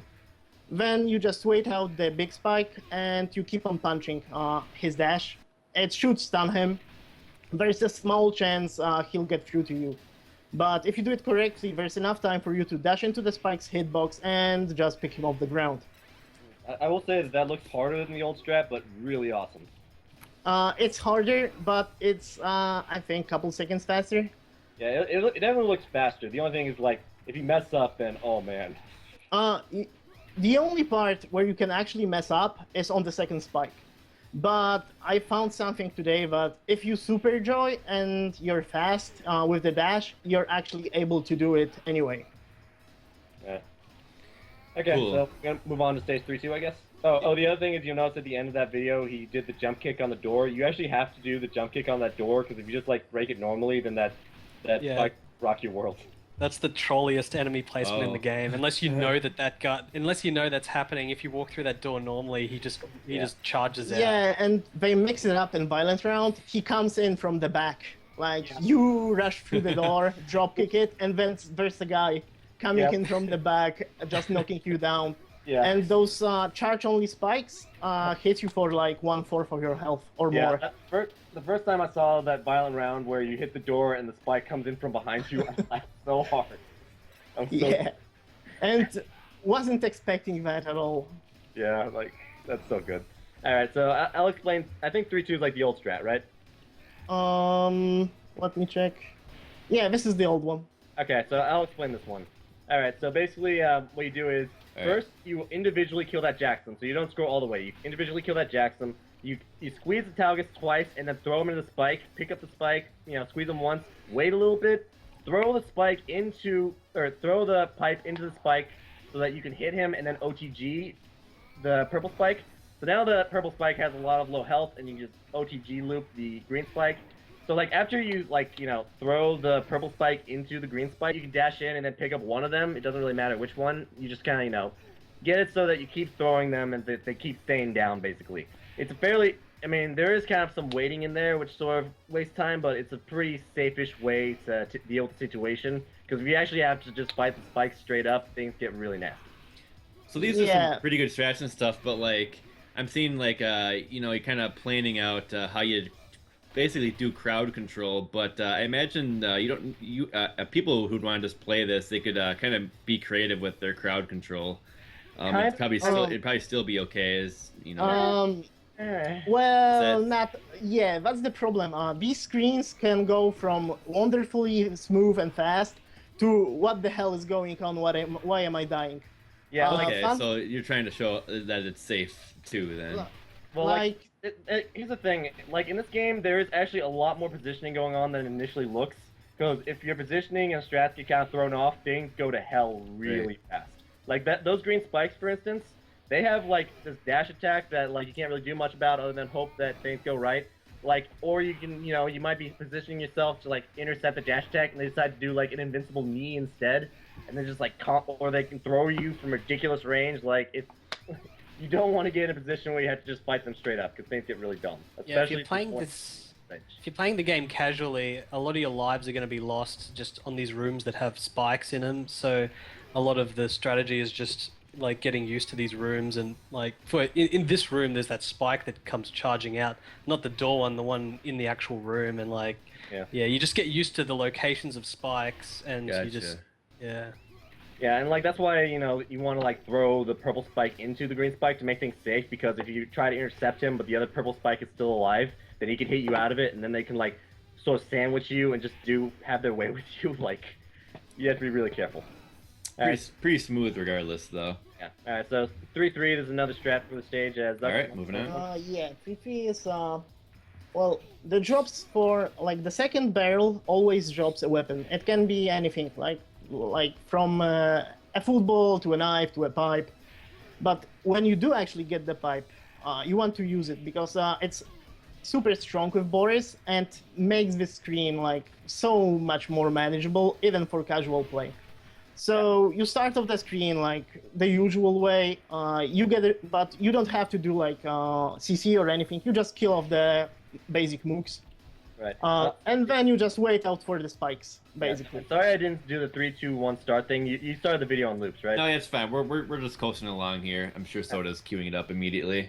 Okay. Yep. One thing that was pretty YOLO on the part of Zuck when he was doing that video is that he actually intercepted that dashing spike with the headbutt. Back attack. Yeah, I was about to point that out. Fun fact: the headbutt has priority almost over everything in the game.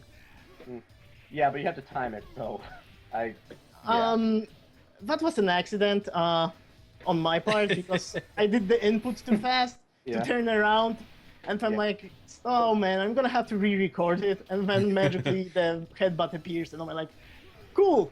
This looks nice. I mean, that's really swag, but it's not something you'd want to depend on. Nah, the usual thing to do is to actually knock the spike down with the pipe and go from there. And this is like the safest way to deal with the screen. Yeah, and like if he does get too close that you don't think there's enough time to safely turn around and pipe him, you could always Super Joy. Like, Yeah. like, shortly after that room, there is a health drop before the boss, so yeah, it's not that big a deal. Yeah, one thing we didn't cover, you want to Super Joy almost every time you're getting crowded or you feel that you need to. Like, don't conserve health. Like Super Joying in this game is crucial. Yeah, even if like a random Talagus or Jackson punches you or something, you probably just want to Super Joy. Like, I'm not joking. Like, if that happens, you probably should just Super Joy because it's really fast. It's like Final Fight, where you always want to be Super Joying whenever you start getting jabbed. Yeah, pretty because good tip. There's enough timing. Like, if you're playing on default settings, you can actually get a punch in most of the time after the first 1-2 punches. But on hardest, there's no way. Yeah, not like, with Boris anyway. Like, yeah, and if you're playing this game, you should be playing on hardest anyway. So yeah. Also, don't ask us why Desperations are called Super Joys. Yeah, don't just go with it. But in Japan, for some reason, they're usually just referred to as either Super Joy or Mega Crush, and who knows why. And I don't know. Super Joy is just fun to say. I don't know. Yes, it's confusing, so it's double fun to say. Yeah. I'd say. Okay, stage 4-1. Let's go. All right. Okay, 4-1. So this is the entrance to the steel mill, and this screen is like super annoying. What you want to do is dash in, place your back almost against the door, and then just keep on punching. The chance for the spike to get knocked down by your series of punches is like almost certain. So you punch him. Most of the time, people dash throughout the game, like we all do. But here, if you do the dash, you're gonna approach the spike way too fast, and the Talcuses will ruin your day. So you want to charge in with the dash, jump attack them, and then take care of the spike. So this is the moment where the spike and lollipop arrive, and things can go south pretty fast. Okay, but just a quick thing. One thing is really important. You have to make sure that when you kill those enemies, you're on the left side of the screen. Because if you're on the right side of the screen, that's really, really bad. Because you want to have a bad time to intercept the spike and lollipop as they come in. Oh, and one thing though, when lollipops and spike charge into the screen like they do now during this short video, they don't deal damage to you on contact. Like that charge and move doesn't deal damage. Well, so like when they enter the screen, they don't do damage. Yeah. And like they just kind of pause for a second, like they just kind of stand there and laugh at you. So no, Butters, the actual charge in, that actual spike doesn't deal damage. So you can stand on top of him and grab him almost immediately, and he won't do damage to you. I'm saying that during their entrance, is that what you're talking about? Yeah. Yeah, that's what I meant. Like during the entrance, they don't hurt you. So, like they just kind of enter and laugh and stuff. So it gives you enough time to grab the spike and do what you have to do. Sometimes you can like throw the spike and then like the lollipop would be walking around. You can throw him too. Sometimes the lollipop is more aggressive and you have to throw the spike into it. But either way, you want to get them both on the right side of the screen and start going ham. But the Jackson, sorry, yeah, go. Basically the Jackson he's just a regular Mook, like Butter said, but he can ruin your day. Oh, yeah. So you have to get away from him ASAP and keep an eye out for him. So like honestly, the Jackson actually adds most of the difficulty to that screen because like if it was just the lollipops and the spike, you could pretty safely loop them or whatever. But the Jackson's presence makes it so that he can punch you out of whatever you're doing. So you have to take into account. Gotcha. Yeah. So like this video showcases why OTG grabs are so strong because you're able to CC crowd control both of lollipop and spike with them. Like if it was just them, they wouldn't get back up on their feet at all. Yeah. This is a very fast-paced section here. It's crazy. Yeah, it's a very interesting section. All right, 4-2 then. Okay. Yeah, 4-2. This is the squish setup on the presses. It won't always go like that. The last squish on the third spike, don't even expect it to happen. But what do you want to do is get the health pickup because you're probably injured most of the time at this point. Then you slowly deal with the Jackson and the Talcus. And then you walk on the first press, the lower one, dash from that point, pick the Jackson, kill him off with a grab, then punch off screen because the Ryuken will approach. And then you need to slowly walk to the approaching spike, because if you slowly walk, the presses will get triggered and the lollipop from the right will walk under them when he starts chasing you and he'll get crushed. With the spike, you just have to grab him, toss him aside, trigger the press, and after, like, if you trigger the press a bit too late, then you just have to hit the spike once to actually get some hit stun on him. And at that point, it should be okay. The third spike might be a bit different because you want to kill him off with a press as well, but the unique quality or property of the red spikes is that they have that spike ball attack, like none other spike has them, and they usually destroy the presses with it. Right. I mean, one thing is, like, those presses are like really fragile for some reason, so if they get hit by anything, they get destroyed basically. So, like, there's a lot that can go wrong with the screen. Like, for one thing, to trigger them, you have to physically be under, like, you know, touch the metal thing in order for them to trigger. Like, the enemies don't trigger it, you do. So that's why it's very specific when you can actually walk over them in order to, like, get things happening. There's a lot that can, like, go wrong here. Like, that lollipop, for instance, there he decided to punch and then, you know, got quashed. Like, if the lollipop decided to, like, dash attack or something, you're in trouble. Yeah, also, Soda, Yeah. we didn't, like, give you a heads up, sorry, again. 4.42. He's got Yeah, it we now. we Fucking phone. just asked him like, hey, did we switch? And doing things on We my got it, side, yeah, so it's but fucking we're, right now. it's the right Yeah, video sorry now. about- Continue. Yeah, so this screen looks well when things work your way. That lollipop helped me, but Yeah, like, You the should lollipop be- cooperated really nicely there, but if he doesn't, things go really bad.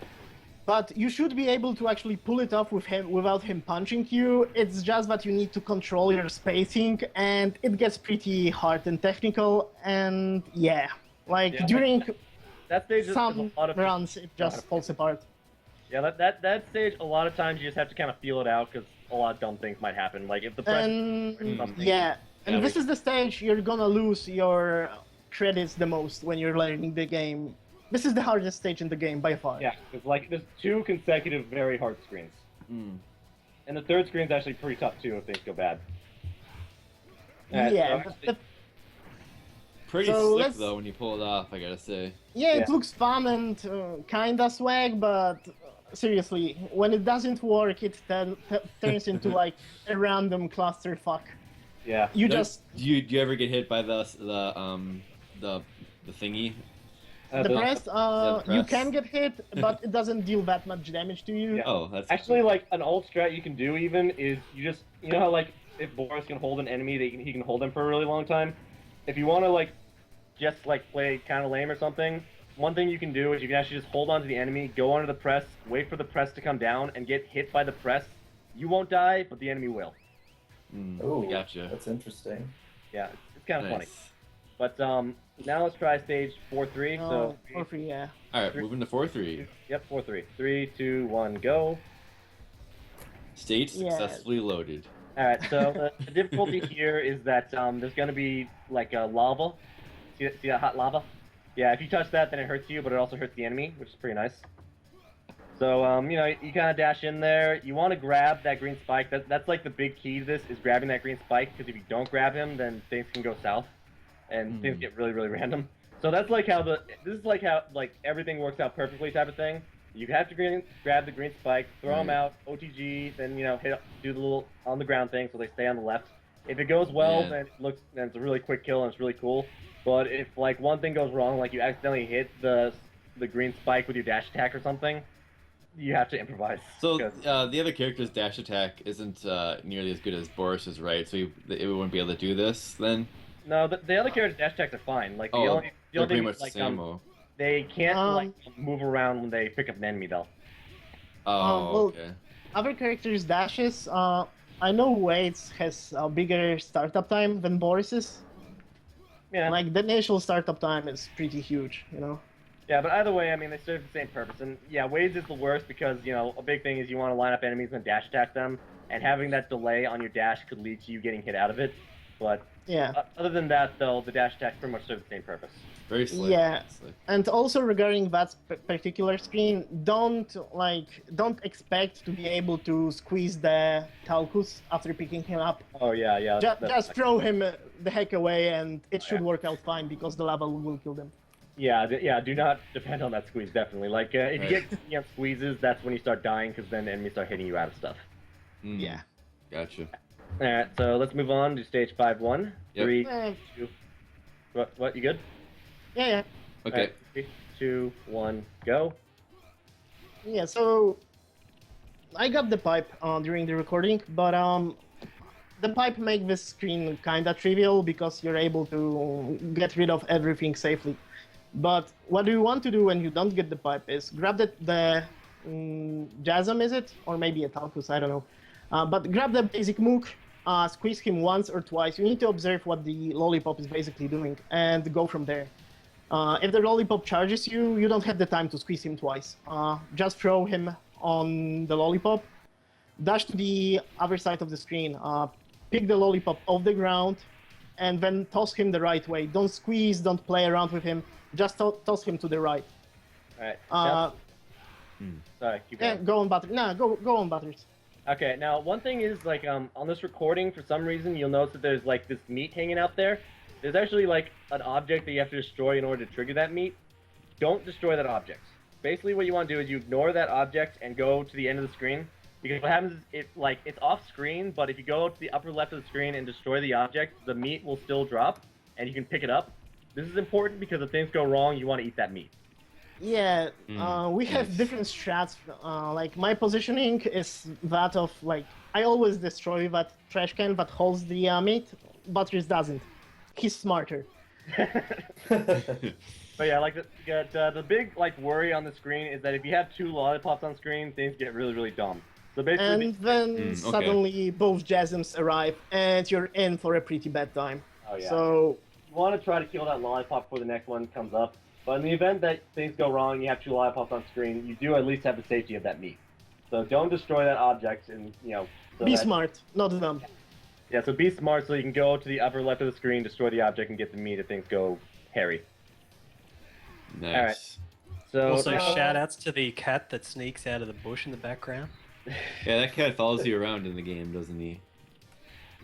Yeah, I think he's in a few stages. Yeah, actually, he's in stage 3. Yeah, like he's dancing with the Ferrara, I think her name was. He's catching mice at the end when Red Freddy taunts you. Yeah, he's got a thing for you. Oh, he's a cool cat. Yeah, cool. Hey, there are a lot of little details in this game that you might not notice on the first playthrough, but like the more you play, Yeah. There's tons. Yeah, the backgrounds and animations in the backgrounds are absolutely amazing and hilarious most of the time. Yeah, like the NPCs in the background are just awesome. All right. Okay, 7-1. Yep, let's move on. We gotta get this under 2 hours, so we got about 15 minutes left. All right, sorry. All right, 7-1. No, we're at a good pace here. Perfect pace. So 7-1. So you want to kill his enemies before you trigger the lollipop because you notice he's kind of leaning in the background. And then kill the lollipop as quick as possible. Take care of the Gigadeath. Oh hey, this other lollipop. You'll notice a big shadow over you. Like his spawn is kind of tracked to where he's standing at that particular point in time. So be on the lookout for him. I mean, the big thing is like don't trigger the lollipop too early because once the lollipop gets triggered, then you have to kill him quickly in order to avoid the other enemies that are coming basically. So be careful at the beginning. Take care of the Talgus, then take care of the Jaxum, then trigger the lollipop. Take care of him. Be a little wary of the spike guy. He knows that he'll move a bit to the right with the lollipop in order to get the Jaxum, or in order to get the chain guy to like move forward a bit. Because one thing about this game is like if an enemy's off screen, you can't OTG them. So like positioning becomes pretty key. And the bull is pretty easy. Like you can just dash attack the bull, and either he'll get hit or he'll block, and then you can just throw him. So yeah. Yeah. The big thing on that is just kill the lollipop quickly enough that you don't have multiple enemies on screen when the second lollipop shows up. Basically, this screen boils down to pacing your killing, I'd say. Yeah. So Like, nice. you need to know what works. That's about it. Yeah, like it's very important because if you have multiple like tough enemies on screen, it gets bad. You got like timing, you got positioning going on, you got execution, you got it all. It's Violent Storm. It's Violent Storm. All right. Indeed. Yeah. 7-2. All right. 3, So 2, 1, go. So 7-2 is like the hardest screen in the game for almost everyone when learning, and even after that. Yeah. But the way you want to do it, like the biggest problem are the purple palette swaps for Eliza.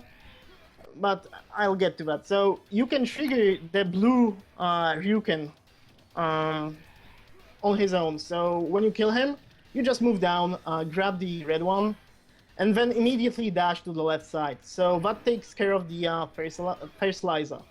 After that, you move up, and you're able to grab the second one, and there's enough time for you to actually grab the third one and get rid of the Lizas before Elizas arrive.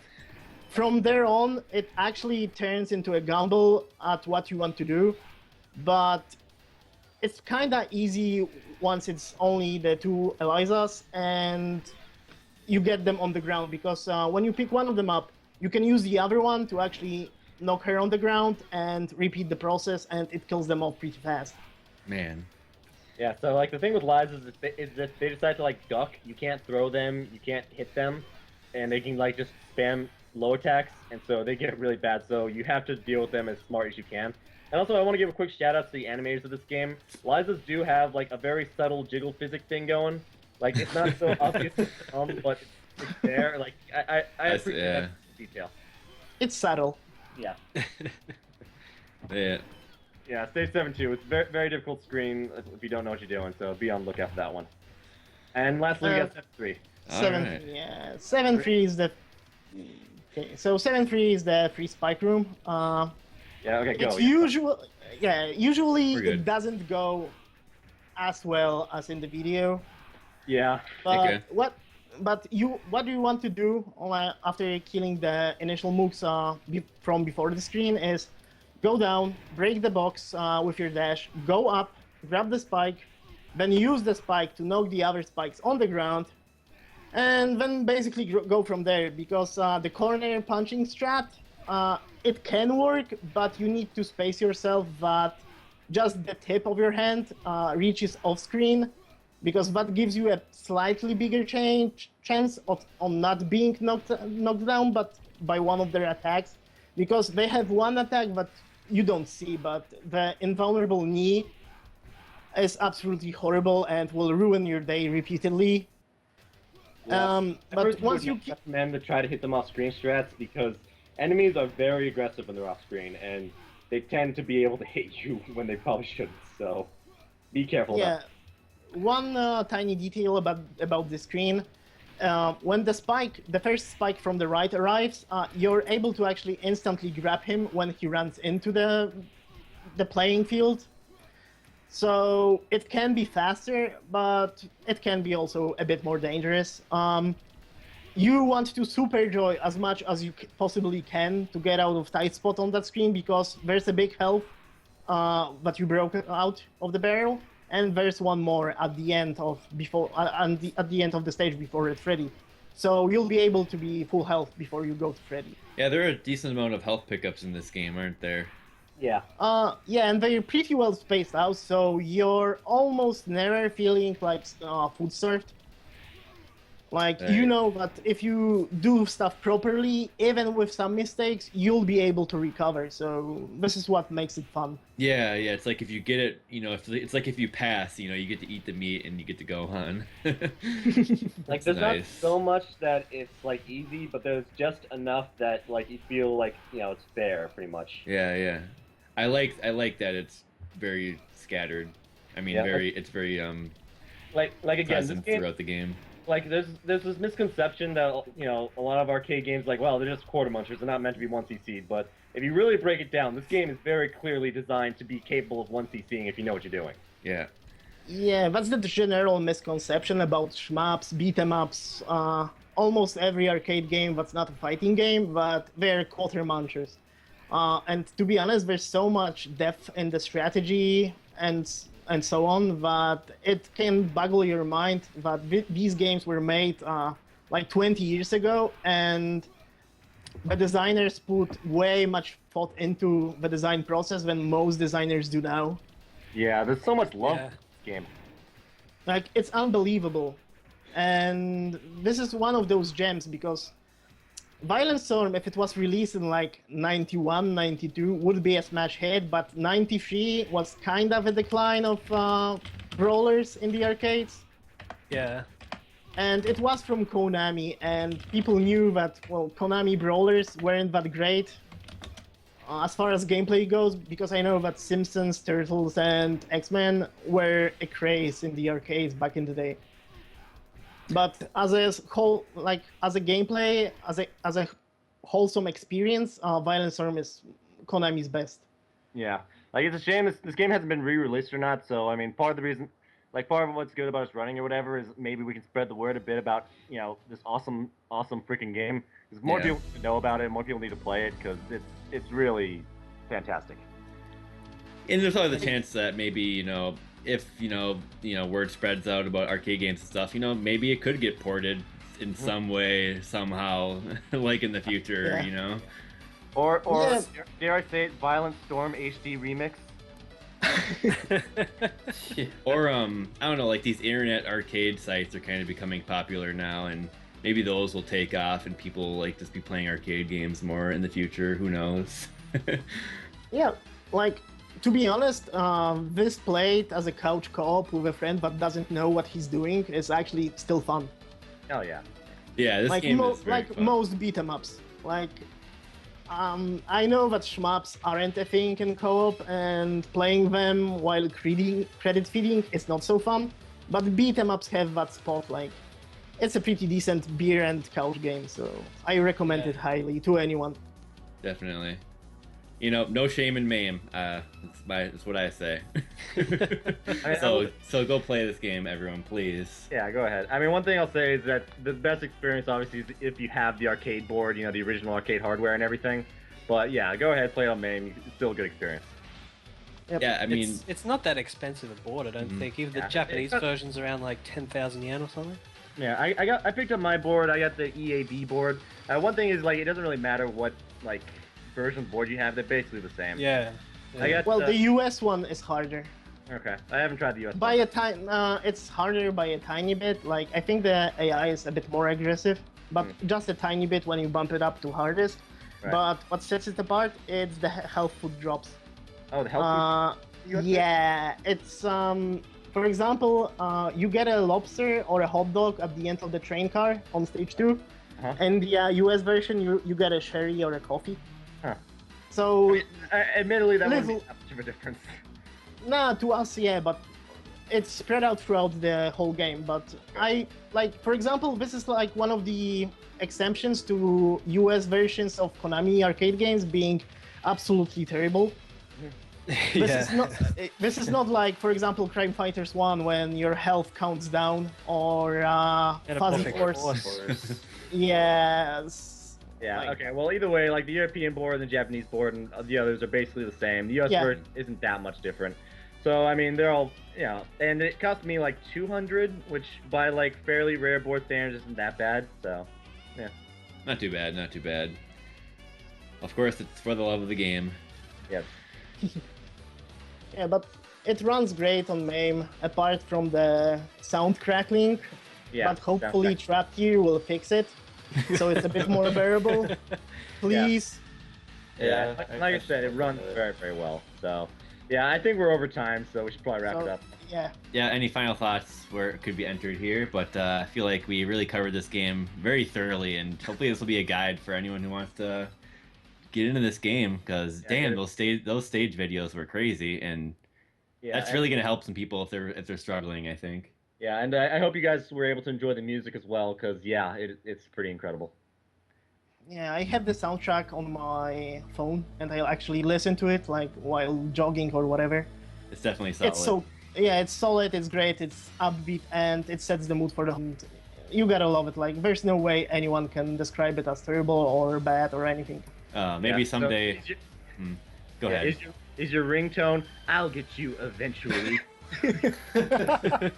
Probably not. I might have to like rethink. my Doesn't the ringtone OST, like the actual original soundtrack release of this game, has an extra track where it's like this radio thing going on it, like it's at the end of the soundtrack. The rip that I have doesn't have it, but I don't know. Maybe. Yeah, it's on the Konami '93 Wake summer, up. well, whatever Hey. the soundtrack was called, because it's not just a standalone soundtrack. Konami always put their games together and then released a soundtrack that was a compilation back then. I need to get that soundtrack. Yeah, I there's need to do- this I need to bonus get track at the them. end. So yeah, great game. Play it once you see it. Like, don't let anyone ever tell you that arcade games are meant to be like credit fed. No, they are meant to be actually once you see it. Like, Yeah. if you play an arcade game and you credit feed it and then you proclaim it's an easy game because you have unlimited continues, you did it wrong. You need to finish the game. That's about it. Yeah. Mm-hmm. Definitely. All right, right on. Yeah, great episode, guys, and thank you all for coming on, bringing the Violent Storm crew together, and then also shout out to Murphygator. Of course, we mentioned him multiple times, but very pleased with this, and yeah, I don't know, I ain't got much else to say really. Well, thanks for having us. Yeah. Yeah, thank you for having us. And Yeah, Boris and thanks. Kyle and Wade runs coming soon. And Violent Round speedruns And will Violent come as well. Yeah, so stay tuned. Anyway, thanks. Yeah, Was thanks. awesome. Glad All right. you're here.